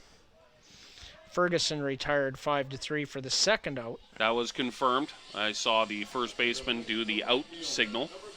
I got to keep an eye on the umpires to make sure they, You better watch that. Don't show them up. Well, I said it's obviously. I'll tell you what, Sean Wetherell's really good. And if he said he wasn't on the bag, I trust that he wasn't on the bag. Yeah. Well, they would have had a good look at it, too. Runners on first and second. Yep. Or runner on, first and second. Nice play there by Grudelaar. Yeah, it's a good snare there. So 1 ball, the count to Ryan Dauphiny. Make sure I write it in the right inning. Yep. So a runner in scoring position for Doff, looking for his first run batted in of the season. 0 for 2 so far. 2 hard flyouts out to the outfield. Is that one off the chest and mask of Grudelaars? And Cortese advances to third. A wild pitch will be charged there to Brant Spencer. Spencer over 90 pitches now. Well, and maybe kind of starting to show it a little bit. You had that hit by pitch, that, a single, a hit by pitch, and now a wild pitch. Control starting to slip a little bit. I think we've got Davin Highnote in the pen, that was a strange event with him entering the game and leaving the game. That one drilled down the right field line, but well foul. You can see the feel starting to come back for Doff. Yeah, Heino last night was slated to come in the 8th inning, and Cam Williams said, no, this guy's not on the roster. So Heino was going to come in to pitch and not eligible to. That one upstairs. 3-1. And so I don't know who came in for relief, but he had to warm up pretty quickly. It was the second baseman. The second baseman, yeah. I tossed my scorecard somewhere. That's hit in the air and deep. And Ryan Dauphiny goes yard in his second game back with the Beavers. A 2-run shot as Cortese scores.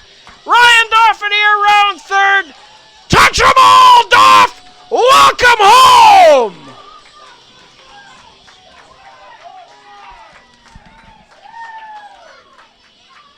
Well, in the Opportunity City, when it rains, it pours. A single, a hit by pitch, and a 2-run shot for Ryan Dauphiny. And a 3-0 lead for the Beavers. And this might warrant a pitching change for the Medicine Hat Mavericks. As taking a look, it was Cervantes who came in last night from second base in relief. That's right. Yes. Takeo Cervantes. And that was the opportunity that the Beavers had. Cervantes came in and struggled, loaded the bases, and a real big opportunity for the Beavers, but they were unable to cash in any runs last night, and that ultimately ended up sealing their fate. But it's taken till the bottom of the 5th, and the Beavers with 3 runs quickly on the board. 3 runs on only 2 hits. Ask for hits and you shall receive. I've secretly had the rally cap going. Well, you wanted it as we went to commercial in the top of the 5th there. Come on, get some support. Lynch is throwing a gem out there. Oh, man, nice to see Doff take that deep over the wall in left center field. Pretty deep part of the park there. Yeah, he got all of that ball. You never know because it is such a deep part of the park if it's going to hang up there and maybe, go off the fence. But it's at a calm night, actually, here at Tom Lang Park. The wind has not picked up at all. So that ball able to sail and all the way over the fence. Yeah, I was looking. I'm used to the flags being on the old scoreboard, but the only ones I've got are over at the gate over there, and they're not blowing very hard at all. I usually take a look over by the Beavers bench. That's the screen. You kind of see it moving because usually the wind will come out of the north. Well, either the northwest usually. So when the wind does pick up, that screen will bow in towards the field, depending on how strong it is. Okay, so we get our first look at number 25, Gavin High Note.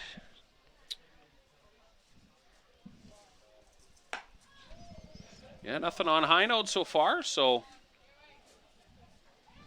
Oh, excuse me, I was looking at David Heinen. 4 2/3. Gave up 11 runs, 8 of them earned, 7 walks, and 7 strikeouts, a 15.43 ERA in just a very limited portion of work. So the book is closed on Brant Spencer with that home run by Ryan Doffany as Hugh Montgomery swings through strike 1.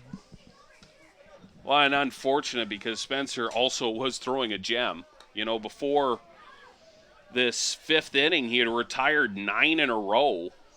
3 up, 3 down in 3 straight innings. He was very efficient and started with a Cortese single as that one drilled out to left field. Fair ball. That's going to go down the line and should be an easy double. As standing up on second is Hugh Montgomery. The chew the log double celebration. Well, and for the Beavers, a 2-out rally. Back-to-back extra base hits. Well, and you talk about the double play and how that changes things. That double play gets there, Ferguson grounds out, the inning's over. Doffany would be batting next inning. I was updating my scorecard and wasn't watching the comings and goings of Anthony Cortese. Well, it's weird how the butterfly effect can happen in baseball sometimes. Straight back. A gasp out of our spotter here and our producer, Lisa. Don't worry. Ian will save you. Imagine if they just didn't have a fence behind home plate. Just the dental bills. Up and out.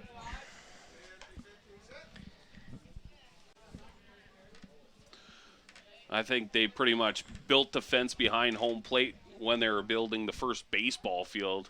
They kind of found that out quickly, that probably for more pass balls than actual fouls. They just didn't want the catcher to run away. Ooh, that one runs in and catches Medill. 2 aboard for Trevor Dale. Well, I said a 2-out rally. When it rains, it pours. And for High Note, he's struggled so far in just limited work, obviously. 4 2/3, probably a tough outing for him. So I would assume just his second pitching appearance so far in this season. looks like a pretty firm fastball, though. Yeah. A lot of snap off that arm. So Trevor Dale, 0-1 count with 2 outs here in the bottom of the 5th, 2 aboard.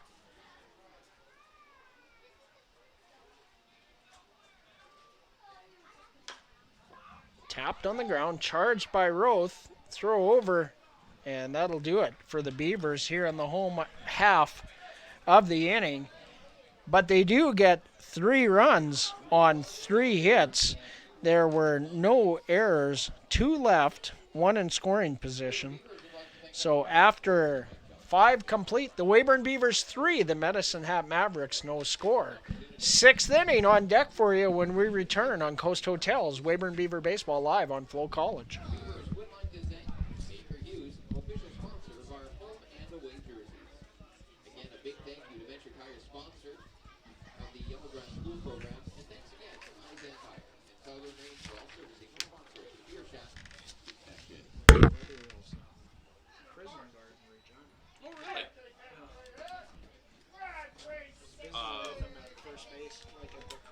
Yeah, correction.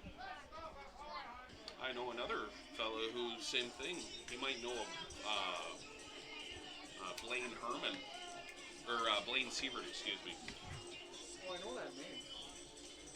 Baseball or softball player, but Okay. Earl Grey area. Oh, yeah.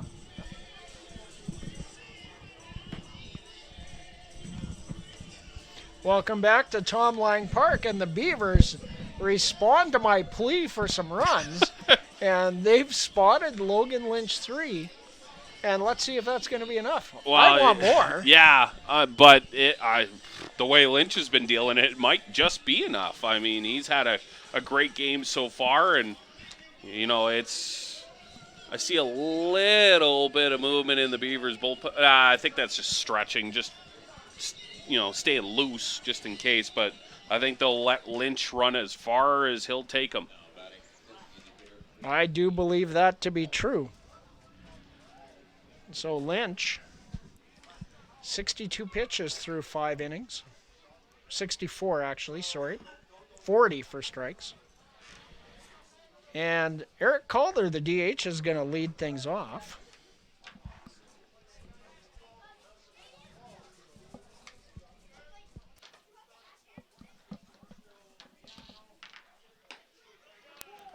Beautiful backdoor slider right on that outside edge. Still, we got a time here. It looks like Gurney's doing some equipment repair. Getting the mask tuned up. The most important piece of equipment for a catcher. Second most. Close. You take more hits in the face as a catcher than in the groin. Owen won the count. Outside. Looked like he tried to paint it back the same as the first pitch, but unsuccessful.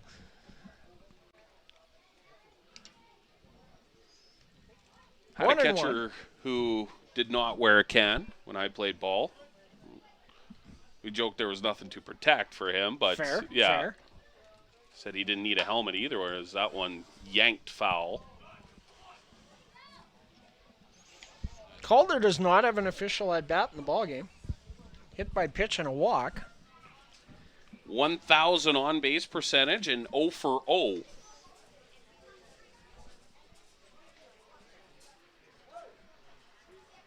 Yeah, it's been an interesting game so far. Nice and quick. A little longer 5th inning, thankfully. Yeah, we're hour and a half into this ball game, and already in the 6th is that one grounded, and that will be the first hit for the Medicine Hat Mavericks of the night as it gets past the outreached glove. Gunnar Ferguson laying out. Kind of jumped up on him a bit, so yeah, didn't stay down. There was said if it was a little closer to him, could be an error, but no, that one is. Not a chance. That's a pretty hard hit ball down the second base territory, and said Mavericks trying to respond here in the 6th. So Carter Roth, who is 0 for 2 in the game. Popped up. What a great piece of pitching there. Gunnar Ferguson calls off Trevor Dale. That's a huge out. That is. Said first pitch, first out there for Logan Lynch, and now a double play will get you out of this inning. So even if you concede that hit, you could still get out of the 6th in very quick fashion if you can get yourself a ground ball here. Evan Morrison 0 for 2, and a slow start to the season, but a very dangerous hitter indeed. Well, in his 0 for 2, he's flown out to outfield both of those times, once to center and once to right. So he's put the ball in the air, just into the gloves of the Beavers outfielders. I think the second one drove Dauphiny to the track. Outside, 1 ball, 1 strike. Well, and for Lynch, that's, stay on that outside portion. You see Gurney setting up there. Just misses. That one looked maybe down a little bit. Saw Gurney try and lift that glove out, but that's where you want those pitches, low outside corner, see if you can get a ground ball to the shortstop. There's a slider in there. 2 balls, 2 strikes. Well, That was a loud strike 2 call. Speaking of Gurneys, I want to shout out Austin Gurney, who's watching the action tonight on Flow Sports in Chatham, Ontario. Oh! Ooh. I thought that was there. That looked very similar to the loud strike 2 pitch before, but... So hope you're having a good evening, Austin. Thanks for tuning in. That misses, ball 4. That one looked a little more on the outside portion. Yeah, the 2-2 pitch looked like it was really close. We're going to have a mound visit here. Maybe just settle things down, give Lynch a bit of a breath, and figure out how to handle Giacalone. So Lynch up to 75 pitches. Trying to see who we've got. We got a little bit of movement. I think that, Zach Rachel is starting to move around. So Zach due for a bullpen day today. So he has opted to make himself available to throw an inning in lieu of a bullpen day. So instead of throwing 20 pitches in the bullpen, yeah, we'll do 20 from the mound.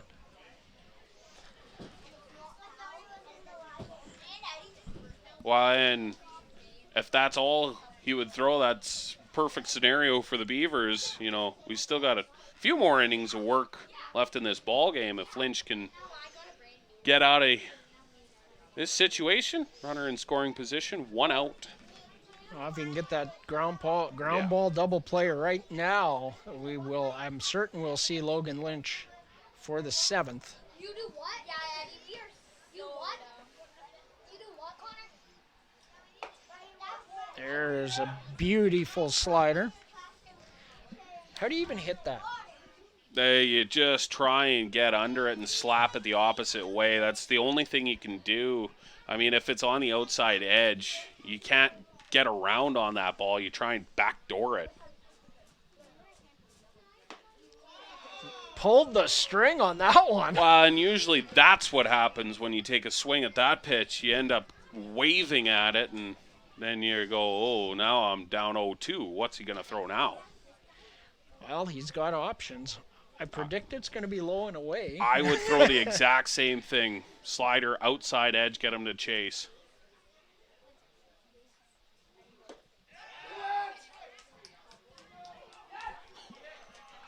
That was an animated check swing call. Yeah. I like it. I like that it too. It shows you're in the game. Well, I yeah, like it's a tight matchup. That's a big situational check swing. That could be the difference of a strikeout, but now Giacalone gets another pitch. 1-2 count. Oh, a tough pitch there, and a good piece of hitting Giacalone to stay alive. It's a good fight. Much the same, said outside edge, and that's where you want to live on the righty-on-righty matchup. Johnny Volcano on deck for the Mavs.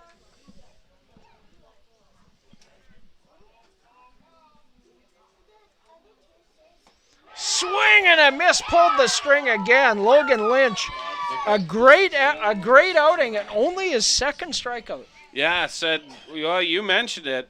You know, he's not a strikeout pitcher, more of a, pitch to contact and get out. We've had a lot of, ground outs and fly outs so far. His second strikeout and a big one. Makes it 2 out. Take the easy one here. That slider sails outside. Ball 1 to Johnny Volcano. Now, Johnny Volcano has popped out foul down the first base line both times. One to Anthony Cortese and a beautiful over-the-shoulder catch in a similar area by Rob Gurney. That just misses outside. Well, and that's because of Lynch painting that outside corner in that righty-righty matchup. I mean, that's generally what's going to happen. You're either going to get on top of it and ground out to first or second, or you get under it and you pop out. If you're lucky, you try and bloop single it over the first baseman into right field. 2-0 the count. Fouled straight back. 2-1. Josh Stark, the on-deck hitter.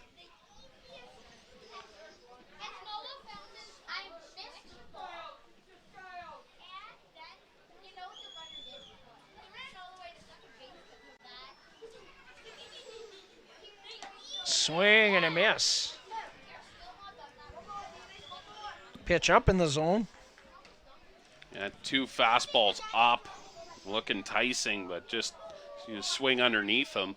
If you do make contact, you're most likely just going to sky out. 2-2. 2 outs. Swing and a miss. Back-to-back strikeouts, Logan Lynch. Well, that's a great way to get yourself out of a jam. You give up your first hit, you walk somebody into scoring position, and you strike out back-to-back. No runs, 1 hit, no errors, 2 runners left on base, 1 in scoring position. And after the top half of the 6th, Weyburn Beavers 3, the Medicine Hat Mavericks nothing. We'll take a short break and get you to the bottom of the 6th after this.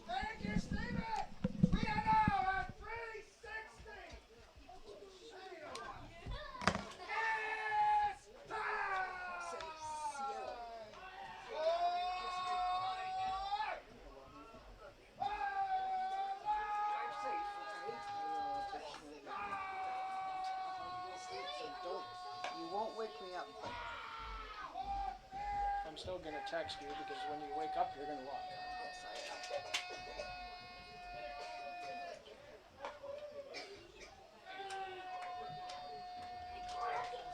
Do you want me to close all these ads? Are you all done? Yeah, go ahead and close it. When I close it, they're all going to disappear anyway, but it'll just clear up the clutter for you. Good job. I always do this one at the end between the lines. Oh, that's nice. That's nice. Go ahead. Yeah, go ahead.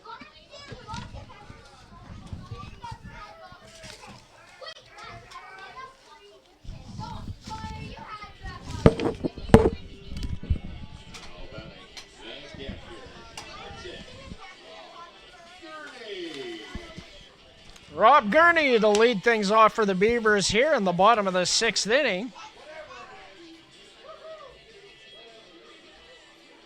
Rob 0 for 2 on the evening with a couple of ground outs to Carter Roth down at third base.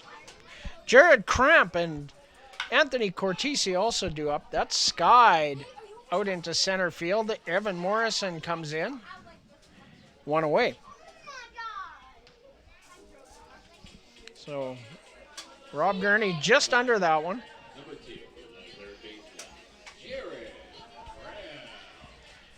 That'll bring Jared Cramp to the plate. 1 out here in the bottom of the 6th. Cramp led off the 5th inning with the first hit of the ball game and came around to score the first run of the ball game. He is 1 for 2. And an 0-1 count. Gavin Highnote out for his second inning of work. And it's a little rough there last inning in relief, but just trying to settle things down now and keep this game within reach. I mean, it's still a 3-0 ball game with, a few innings left to go. Anything can happen. Very close ball game. I mean, hey, there's a lot of ball to be played yet. Swing and a miss there. I think Cramp fired off one of his best cuts. That was a pretty good fastball from Heinout. Good velocity on the outside edge. We'll see if he goes back to it. Spins it, bounces it, full count. Man, your hot dog smells good there. Yeah, I wanted to. Smoky or a hot dog? It's a smoky. Ooh, it smells good. Yeah, last night I had a burger, so I wanted to try a smoky and see to compare. It felt warm though. Ooh, fastball on the outside edge called for strike 3 and second out of the inning. First strikeout for Davin Heinout. And 6 on the night for Medicine Hat pitching, which is an improvement for the Beavs over the last couple of games. So Anthony Cortese checks in. No one in there. Low and outside for ball 1. Or strike 1, excuse me.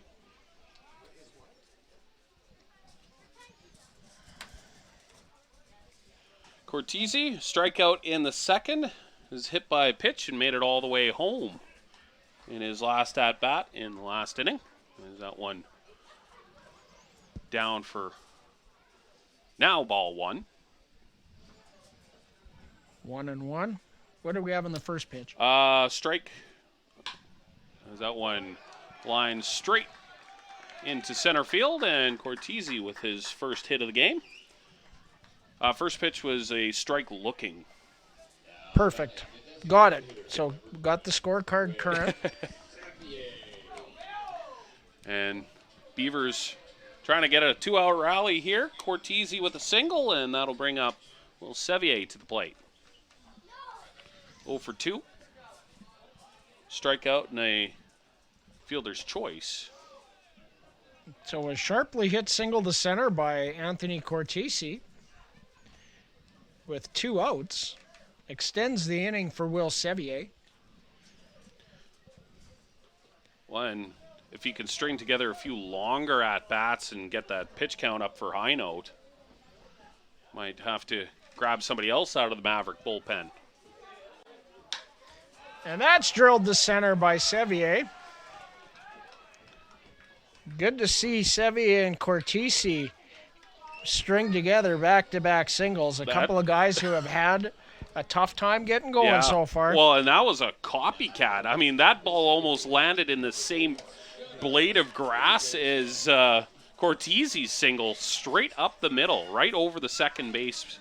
And back-to-back singles. Now a runner in scoring position. Gunnar Ferguson to the plate. Curveball in there for a strike.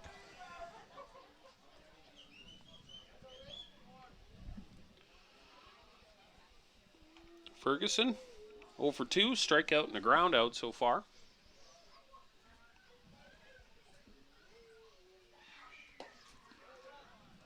That breaking ball does not come all the way home. We were talking about complete game losses and tough luck ones. And, I mean, a 3-2 game is a tight ball game in the WCBL. Ian Heck in Fort McMurray a couple of years ago goes the distance and loses 3-2. Yeah, those are heartbreaking. Couple back-to-back blocks there behind the plate. And a favorable count for Ferguson. Grudelaars has done a pretty good job back there tonight. Yeah, he has. I said pitching staff hasn't made it that easy, but doing a great job keeping the ball in front of him. 2 balls, 1 strike, the count to Gunnar. Swing and a miss. Yeah, it's always tough when you see pitchers, go late and, end up losing the game. You feel bad, put in that effort and aren't rewarded for it, but that is sports. Inside. That'll fill the count. Runners will be on the move. Yeah, trying to pull that inside pitch in and doesn't get the call. He got a call like that earlier on in the game. I believe it was on cramp, actually, that he got that inside fastball. So now full count. And that's hit on the ground. Roth charges. Gunner with good speed and a great stretch by Giacalone. A close play. But the side is retired on that 5-3 putout. The Beavers do not score. They get 2 hits. No errors. They leave 2, 1 in scoring position. So after 6 complete, the Beavers 3, the Mavs no score. And the 7th inning, we'll have it for you when we return right after this.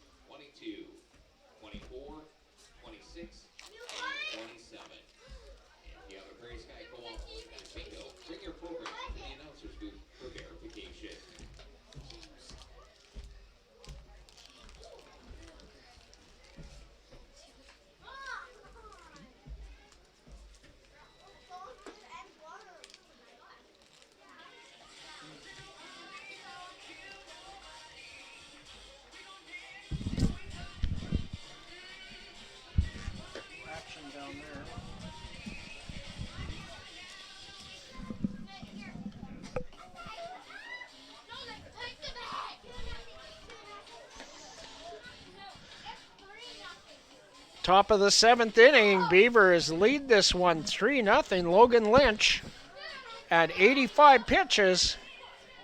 And we'll see how deep he goes into the 7th here. If he can have a quick inning. It's going to be depending on how this inning goes for him as we see action in both bullpens now. As we are in the 7th inning.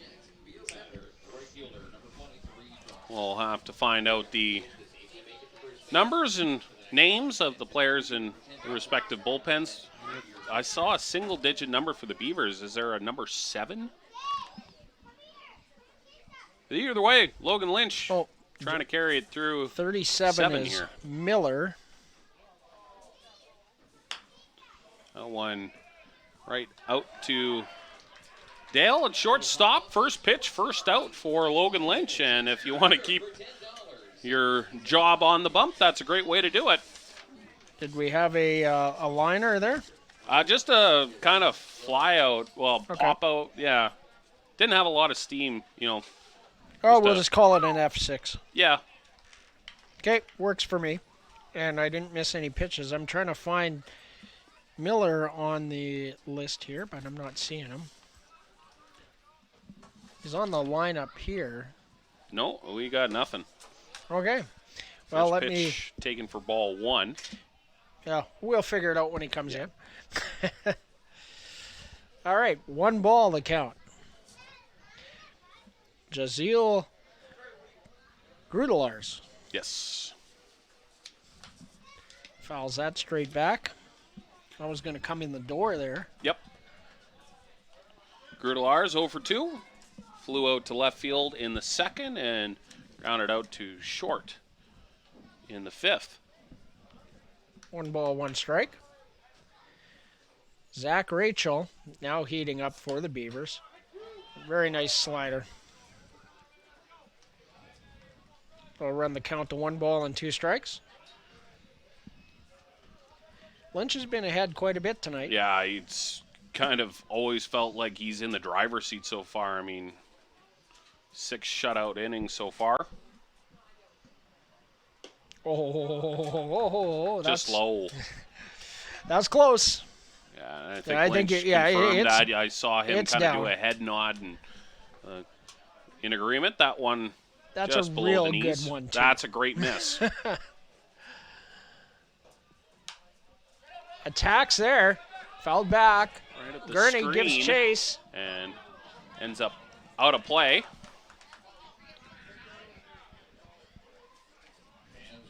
We're still 2-2. And a little kid take the ball, get $1. Probably the most tried and true tradition in baseball. I mean, in the MLB, they keep it as souvenirs, but in Saskatchewan, I know for a fact that's always been the case. I remember when it was a dime. 2-2. Look out, as that's right at the Mavericks dugout, as everybody. That's one way to endear yourself to your teammates. Yeah, well, said the Mavericks, it's kind of been a sleepy game for them. That one, well, low. That'll run the count full. That's a way to wake up your bench. 8th pitch of the at-bat. A good at-bat for Grudelaars. 0 for 2 on the night. He flew out to Joe Medill in left field in the 2nd inning, grounded out to Trevor Dale in the 5th. So the payoff pitch, we're going to do it again. That one might have came right into the broadcaster booth. It just caught the top of the net by, a ball length. Top of the order. Probably had enough steam it was going to clear us, but. Yep. Top of the order and Carson Chan on deck. Outside. Loses him. Yeah. Great battle. Okay, now we got some confusion because I thought it was full, and now it's full. Oh! I thought it was full. I thought it was too. Okay, Okay, now it's full. Okay. I think it was full. I think that He we got one. swing and a miss, and I'll tell you what, that's a big break. I'm certain that the count was lost track of, and the Beavers got a break. Yeah, I think so. I mean, I was eating a Smoky through portion of that. Even Lynch, his body language was, I I lost said him. everybody, even Gurney, I think was like, well, you heard Lynch said audibly frustrated and kind of looked like everybody was waiting for him to go down to first. What an at-bat for Grudelaars, though. Ground ball, Trevor Dale, 3 up, 3 down inning. So, Logan Lynch cruising right along. No runs, no hits, no errors, nobody left. We'll be back with the bottom of the 7th inning when we return on Coast Hotel's Weyburn Beaver Baseball live on FloCollege.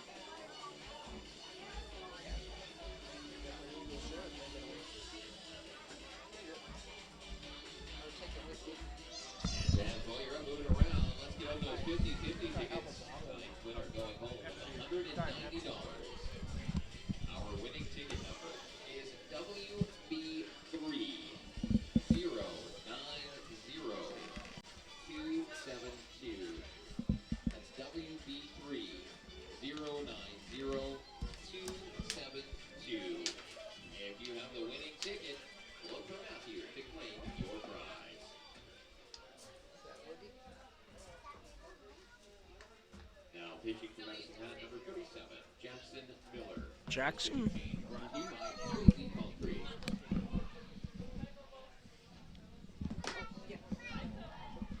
Jackson Miller will take the mound for the Medicine Hat Mavericks, and in the meantime, we'll take a look at your out-of-town scoreboard action throughout the WCBL. I'd like a better look here at the schedule. There we go. One thing, out in Alberta, the Okotoks Dogs and the Lethbridge Bulls in a Alberta matchup, two teams who have done very well so far. They're currently in a weather delay, so looks like that one may be canceled. That's a way better look at it. There we go. So, okay, no, I'm looking at the wrong one. The Okotoks Dogs actually in Not Edmonton. Spruce Grove. Spruce Grove to take on the Energy City Cactus Rats, and the Dogs currently with a 3-0 lead in the bottom of the 5th. The Brooks Bombers and the Lethbridge Bulls in action at Spitz Stadium in Lethbridge, and the Bombers, who are in last in the West with an 8-4 lead over the Bulls in the top of the 9th, trying to pick up a big road win. And the Fort McMurray Giants on the road in Sylvan Lake take on the Gulls. Gulls currently with a 6-3 lead in the top of the 7th. So the only Saskatchewan matchup, well, the only Saskatchewan team currently is the Weyburn Beavers. The rest are all Albertan. Well, alrighty then. Ryan Dauphiny to lead things off, and he lays one down. Oh, man, what a great bunt. From a home run to a bunt single. Well, and you might have had the same reaction out of the dugout on that bunt. Something about it. I mean, a perfectly laced bunt. It fires the guys up in a different way. But, Dauphiny, that is a thing of beauty right down the third base line. Obviously took a look at the defense. Yeah. Liked what he saw. And Hugh Montgomery to the plate. Takes a strike on the outside edge.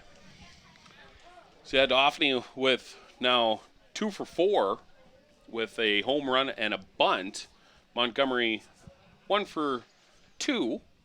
Had a single in the 5th and a walk in the 1st. Flew out to right field in the 9th, or in the 3rd, excuse me.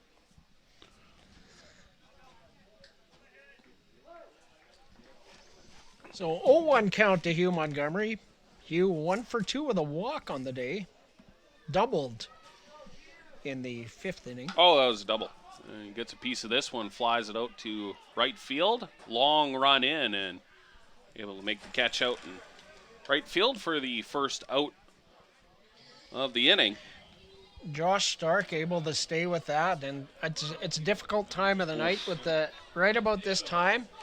I've been in the outfield shagging flies, and the lights really aren't helping you at this point yet. And you have no idea the kind of steam that's coming off of that ball. You have no idea if you got to take 3 steps back or 3 steps forward. It looked like Stark was fighting it a bit and did a good job to hang on. Well, and, kind of you freeze a little bit until you realize, okay, this ball is dying out, so now I got to really run in and charge it. And that's how you want to approach it.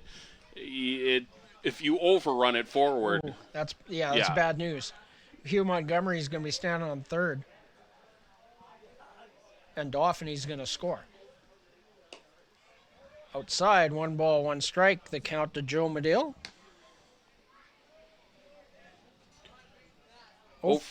Go ahead. No, you can You go got ahead. it. 0 for 2 strikeouts, but he was hit by a pitch in the 5th inning. Trevor Dale on deck.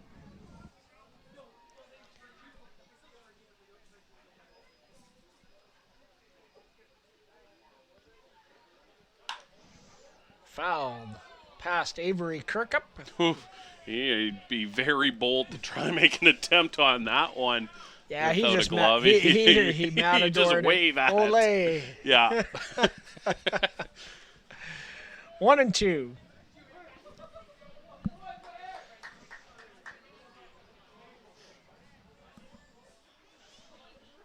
So Ryan Dauphiny, a couple of hits tonight, 2 for 4.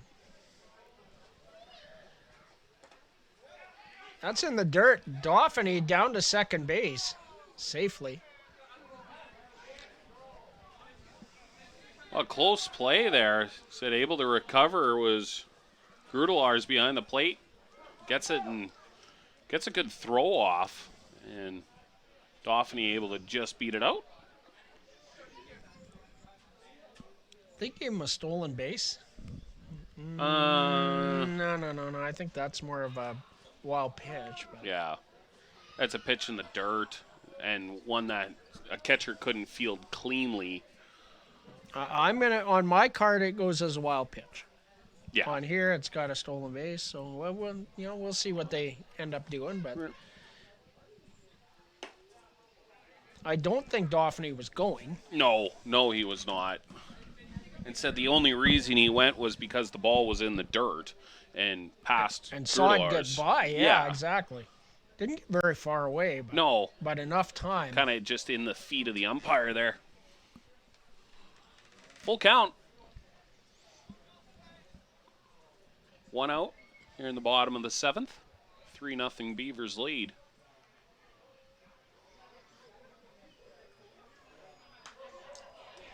Fouled straight back, Joe Medill.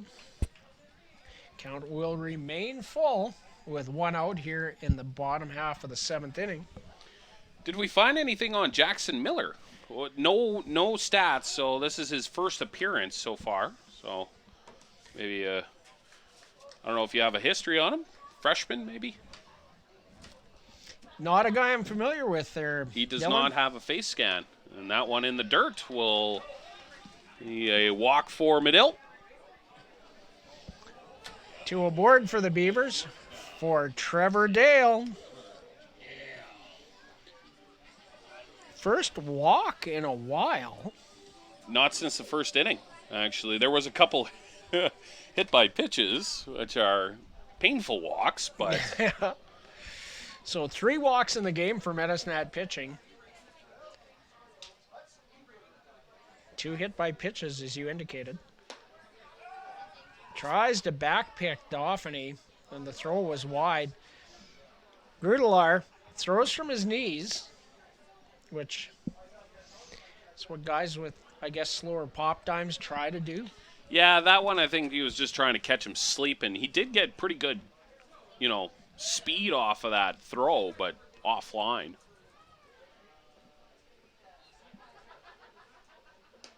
Inside goes the other way. Oof. And that throw over a dangerous one. Jackaloni was not near the bag. No, and that was not even a close throw down over to first.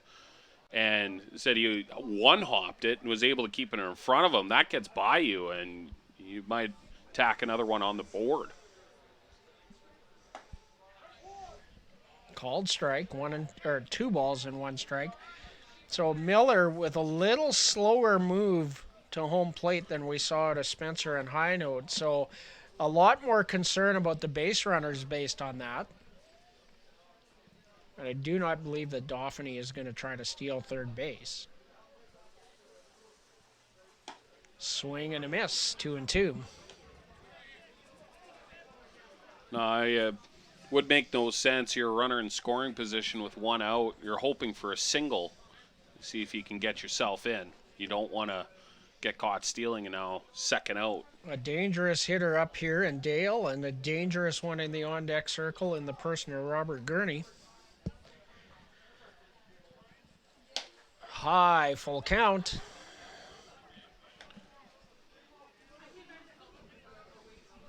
So Miller, the line is closed on High Note. Yep. 14 pitches, only 7 for strikes. Going back-to-back full counts here. And that's hit in the air to left center. Does it have legs? And gonna get down. Yeah, it's down. It's extra bases for Dale. Here comes Dauphiny. Here comes Medill. A 2-run double. Trevor Dale. Attaboy, Jimmy! Well, welcome party's in effect here at Tom Lang Park. Ryan Dauphiny with a home run and a 2 RBI double for Trevor Dale. Tacks on a couple more, and the Beavers now lead 5-0 here in the bottom of the 7th. 2 hits on the walk in the inning. Things still going. Runner in scoring position here for Rob Gurney. And just 1 out, and it's a big opportunity for Gurney. If you can find a patch of grass, you might be able to get Dale home. Trevor Dale can run. He's not like Ryan Weaver fast, but he can run. And he's got a decent lead there on second. For the Mavericks, you're just trying to look for outs right now. You got to get back on the sticks, so shift over a little bit on the pull side. second baseman watching Dale, trying to keep him in check, but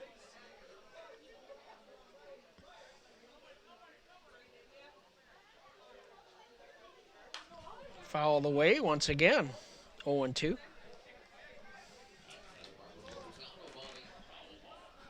And I know that the communication from Avery Kirkup down to Dale on the location of that second baseman is going to be impeccable. yeah.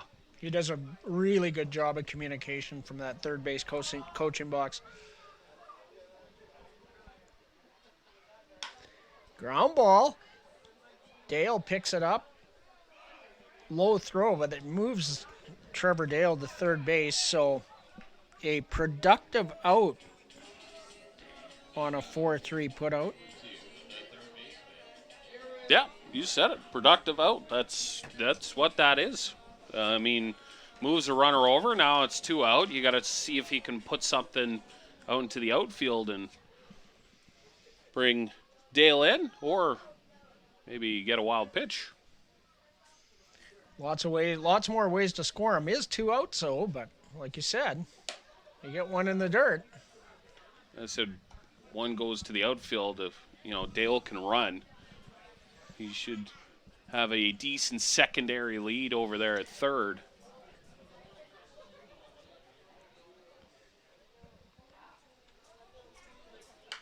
Fouled straight back by Jared Cramp. So Jared, after not batting for 3 innings after the second, has batted in 3 consecutive innings. Yeah, it's been said it was a long time coming for the Weyburn batters.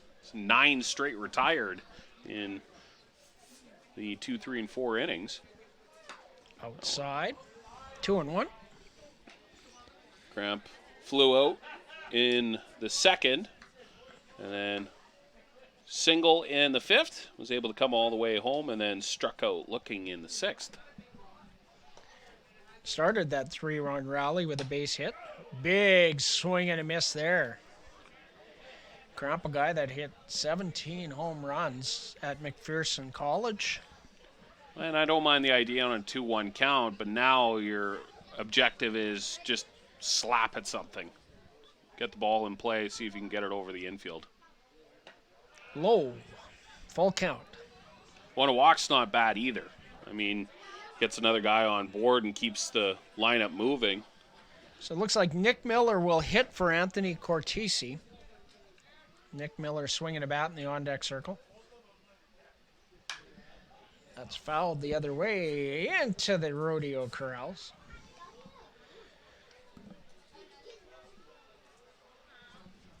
So pitch number 7 of the at-bat. And already 24 pitches for Miller in this inning. Nobody warming.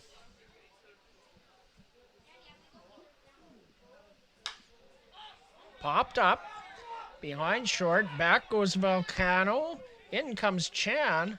Volcano makes an acrobatic, athletic type play a long way out in left field. Whoa, what a catch from Volcano there. I mean, looked like there was an opportunity for the left fielder to get it, but Volcano able to hang on and save a run.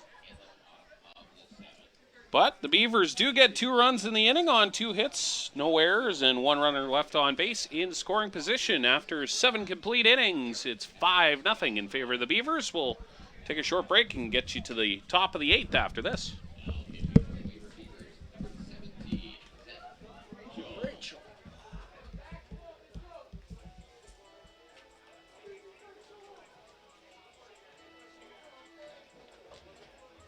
Pretty good line on Rachel.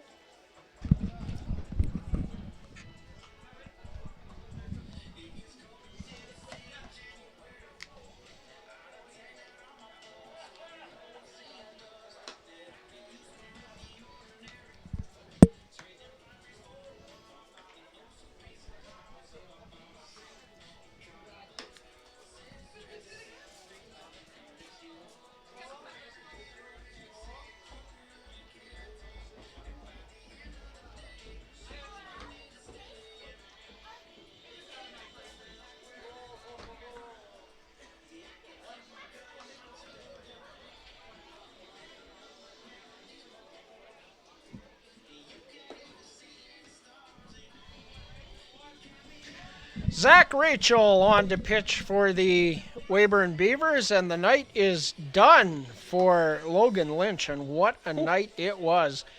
Seven complete. He allowed one base hit, walked 3, struck out 4 in 96 pitches. Great job, Logan Lynch. Now Zach Rachel will try and nail down the 8th inning, so it'll only be 1 inning for Rachel. Yeah, what a line for Lynch. I mean, 1 hit through 7. That pretty much speaks for itself, and no earned runs. That's a pretty good day. Yeah, really good day. You pretty much give him player of the game already. And Rachel coming in, 15 2/3 innings. He's given up 16 hits, 9 runs, all of them earned, walked 4 and struck out 9 for a 5.17 ERA. And I can tell you there were 2 scoring errors that Zach was awarded earned runs that were not earned runs. So that dropped that ERA probably closer to 4. Does have 1 win so far in the season in 3 games started. Hit on the ground. Cramp picks it up. Dale motoring down the line. Good throw, Jared Cramp. 5-3 on the putout, 1 away. Yeah, Dale came out of the box flying there and forced Cramp into a hard throw and able to beat him out by half a step. Yeah, Blake Dale can wheel. He had a stolen base earlier today Yes, he did. after a hit by pitch. So, after still being a little bit tender, he was able to move. Breaking ball just misses down. Ball 1. So that first earned run was in Saskatoon. There were 2 outs. There was a double off the wall, and Hugh Montgomery bobbled it, which caused the runner to go to third, and there was an errant throw into the infield, and the runner scored. Yeah. Zach Rachel retired the next hitter, and they called it an earned run and wouldn't correct it. I talked to them about it the next day, and they wouldn't fix it. So it is what it is, but that's hit sharply. Nick Miller takes it himself. Nice play, Nick Miller, coming in cold off the bench. Well, that's a nice play for any first baseman to make, but especially coming in cold. Field out 1 down the first base line and able to hang on to it and take it himself for the 2nd out of the inning. Is Rachel making some quick work early. And Carter Roth checks in. So the other one was a little bit of a different situation for Zach Rachel in Moose Jaw. Breaking ball in there for a strike. He, the leadoff hitter reached on an error and was erased by a fielder's choice at second. And then that runner came around to score, who wouldn't have been there without the error. Yeah. So that is not an earned run.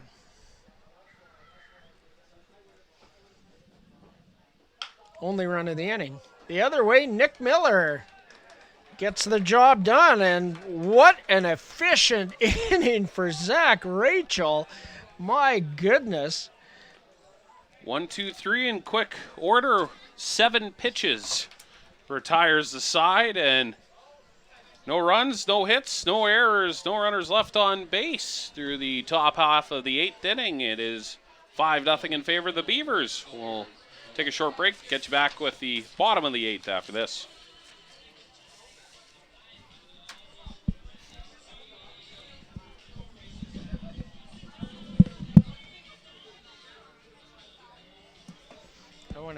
I'm going to time this guy while we're on break here.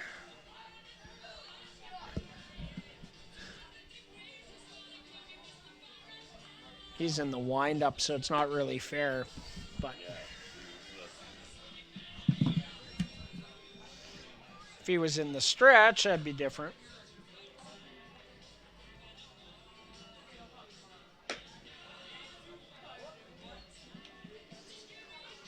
We had the one guy in Regina, or in Moose Jaw, that we ended up stealing a couple of times on him, and I had him timed it. The quickest I had him was 1.63. So when you consider a good pop time for a catcher is 2 seconds, well, a fast guy is going than a steal in 3.5.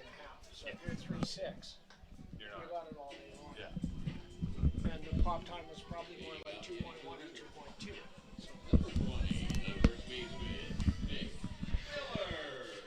Nick Miller to lead things off for the Beavers in the bottom of the 8th inning. And great job, Zach Rachel, on 7 pitches. His bullpen session reduces his ERA. Yeah.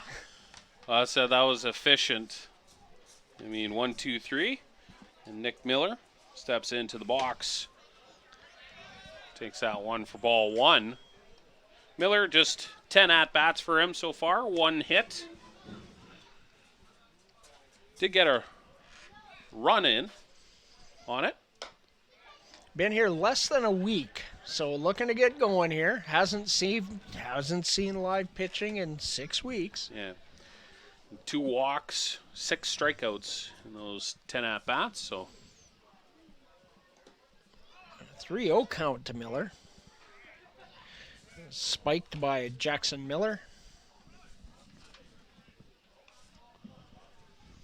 and for the Beavers, wouldn't mind a little longer inning here. Miller, or bit of run time here for Miller as it's a 4-pitch walk. Miller on Miller. Miller on Miller, and Miller wins. Miller was destined to win. Some Miller was going to win. They say it's Miller time. I like it. 4th walk by Medicine Hat pitching on the night, so that has not been the problem. No. Honestly, they've scattered 7 hits. That's It's just the Logan Lynch show. Yeah. Swing and a miss by Will Sevier. Sevier always gets a big cutoff.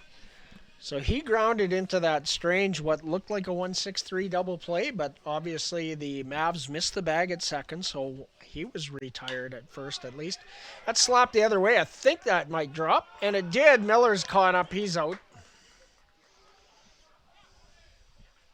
So that turns a base hit into a fielder's choice, unfortunately. And that's an unfortunate base running error there for Miller. It kind of looked like from here that there was no chance that the right fielder was going to come in and make the play on that ball, and Miller kind of just hesitated a little bit. Well, I think that's a little bit on your first base coach. Like, Yeah. he's got to be letting them know that was down all day. Like, you got to let him know. As a runner, though, on first base, I mean, that's where your eyes are looking. You know, you're basically turning and looking out to the outfield and seeing, like, okay, is this ball going to drop? You know, you want to be halfway there. That way, if it does drop, you know, it's an easy run either way. And Miller just hesitated a little bit, and that ended up costing him. 0-1. Eli Hansen grounds to Volcano.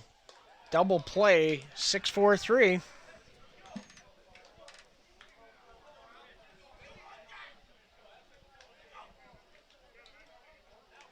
So, No runs? faces the minimum. No run. Yeah. Yeah. No, just a walk. A walk issued to Miller. No runs, no hits, no errors, no runners left on base. And through 7.5, still 5-0 Beavers.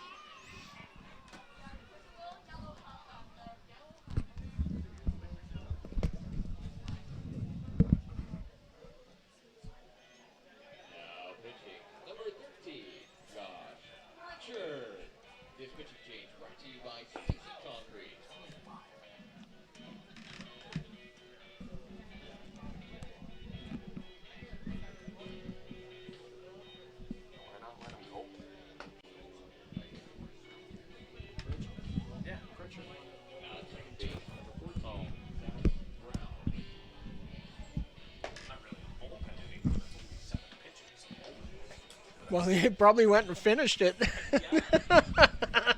Well, he would have warmed up, so at least, you know, he'd have been heated. So, Josh Pritchard on the mound for the Beavers. So Rachel and Pritchard both volunteered to do their bullpen days on the mound. So for Zach Rachel, 1-2-3 inning on 7 pitches in the 8th inning. So Josh Pritchard on to pitch the 9th with a 5-run lead. Quite the setup for Rachel. We'll see if Pritchard can knock him down and close things out here at Tom Lang Park. And that's the kind of pitcher Rachel is. Not overpowering and gets a lot of ground balls. Very valuable, especially in the bullpen, to have guys like that. First pitch from Josh Pritchard is low for ball 1.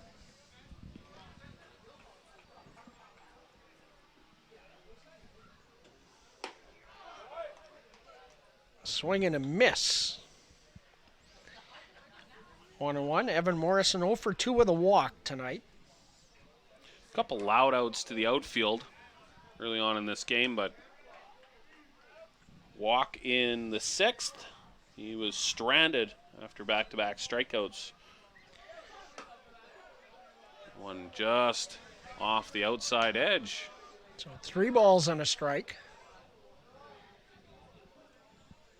Frankie Giacalone on deck for the Mavs.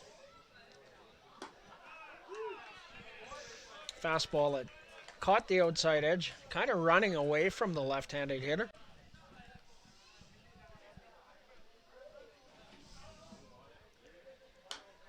Fastball fouled straight back. Well, John, you're on the road tomorrow. Yeah.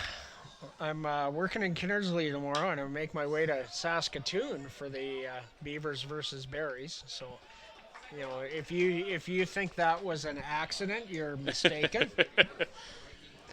Fly out to left field there for Morrison for first out of the top of the 9th. So yeah, Beavers on the road tomorrow for a game against the Saskatoon Berries, and then the night off on Friday before back here at Tom Lang Park against the Moose Jaw Miller Express on Saturday. Red Sox. Sox. Regina Red Sox. Another Saskatchewan squad is breaking ball in there for strike 1. Three games in around 24 hours against the Regina Red Sox. A doubleheader making up for rain out on Sunday. A Father's Day doubleheader. Wow, great pitch. Well, that first pitch breaking ball, it caught the zone and goes with it again and just waves over it. Now quickly up 0-2. Won't be around for one Father's Day weekend, so. That's not a bad 0-2. That's a pretty good miss. I mean, an 0-2, you're free to throw one whatever you want. You know, I mean, that pitch is competitive enough that Giacalone could chase. That's down 2-2. So I don't even mind that kind of pitch as an 0-2 pitch. Something in the dirt. You try and get him to chase, but now on a 2-2 count, see if you'll challenge him.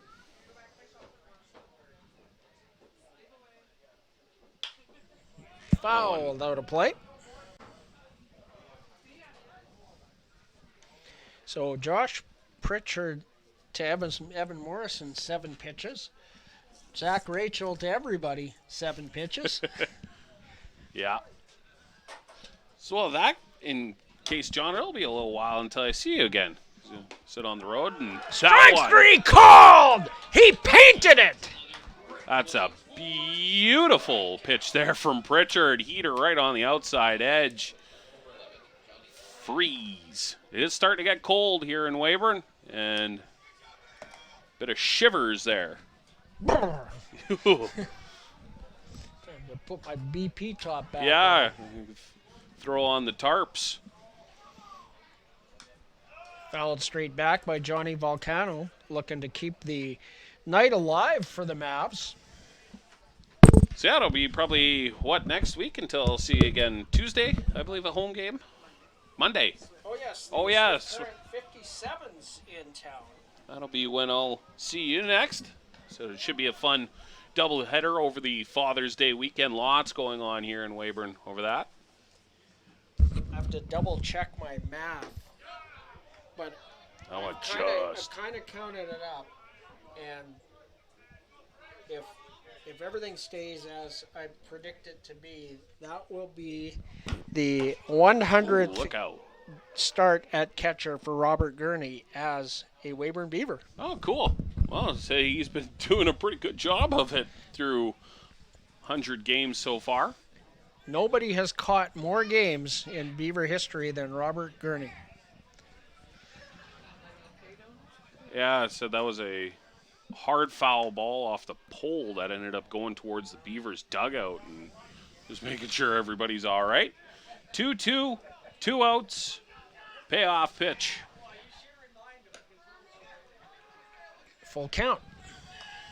Now the real payoff pitch. Yeah. Full count, 2 out, top of the ninth, chance to seal this game. Oh, Just a low. fastball just low. That's a decent pitch. Yeah. So- No, that's all right there. I mean, that's you heard Pritchard. He put some oomph behind that fastball. He wanted to do the same thing, say freeze on that low outside corner, but just a bit low, and puts a runner on board. Fourth base on balls of the game for Beaver pitching. Look out as that one sails towards the Medicine Hat Mavericks dugout. Man, everybody attacking their teammates right now. Josh Stark, 0 for 2 with a walk on the night. And a really good job in right field defensively. Made a heck of a diving catch, completely fully extended and laid out. 1-1. Foul. 1-2. So the Mavs down to their last strike. Jaziel Grudelars. Grudelars. I mean, you look at the spelling of it, and I'm better off not to look at the spelling. Foul, out of play. in a fight here between Stark and Pritchard on the mound. Not literally, but in the baseball sense. Oh, he pulled the string! Beavers win 5-0! Logan Lynch, the winning pitcher tonight. Brant Spencer takes the loss. A bit of a tough luck loss. That was a real pitcher's duel into the 5th inning when the Beavers were able to put the 3 spot on Spencer. Man alive.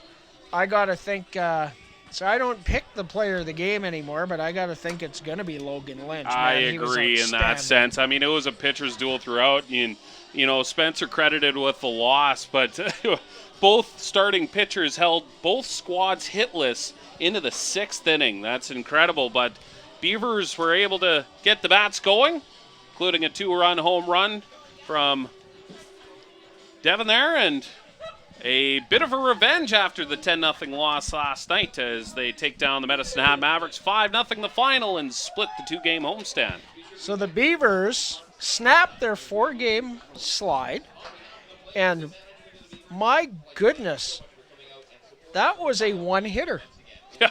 Wow. So Combined one hitter. So Logan Lynch, Zach Rachel, and Josh Pritchard combined. No Medicine Hat runs on 1 hit. They committed 1 error and left 8 on base. For the Beavers, 5 runs on 7 hits, 1 error, 7 left on base. And Ryan Dauphiny, the big knock in this one, that 2-run home run back in inning number 5 for Doff, and announcing his presence with authority, as it were. Well, I said it was a welcome party back for Dauphiny and Trevor Dale as they were, you know, held off the sheet in last night's contest. But Dauphiny with that big fly brings in 2 in the 5th, and then Trevor Dale with a RBI double, 2 RBI double in the 7th there. Had I mean, between those, that's 4 runs right there. 4 out of the 5 Weyburn runs.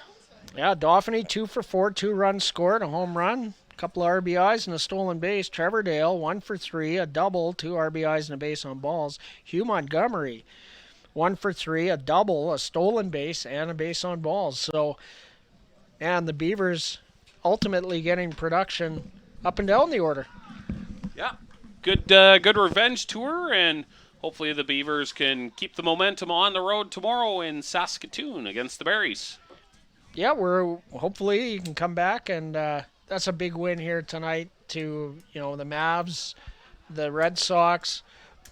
Those are looking like the teams you're going to have to get by to get into that final playoff spot. So a big win. The winning percentages, how they're going to play out, I think because we played 3 fewer games than the Mavs, I think the Beavers move ahead of the Mavs into that playoff spot now. It's going to go right down to August 5th. Yep. It should be a great year and a lot of competitive teams, and said a home split. Beavers get revenge here at Tom Lang Park. So, well, I guess that's going to about do it for us here tonight. I'm John Preddy. Dylan Fiesel, glad you could join us. Have a great rest of your night. Take care.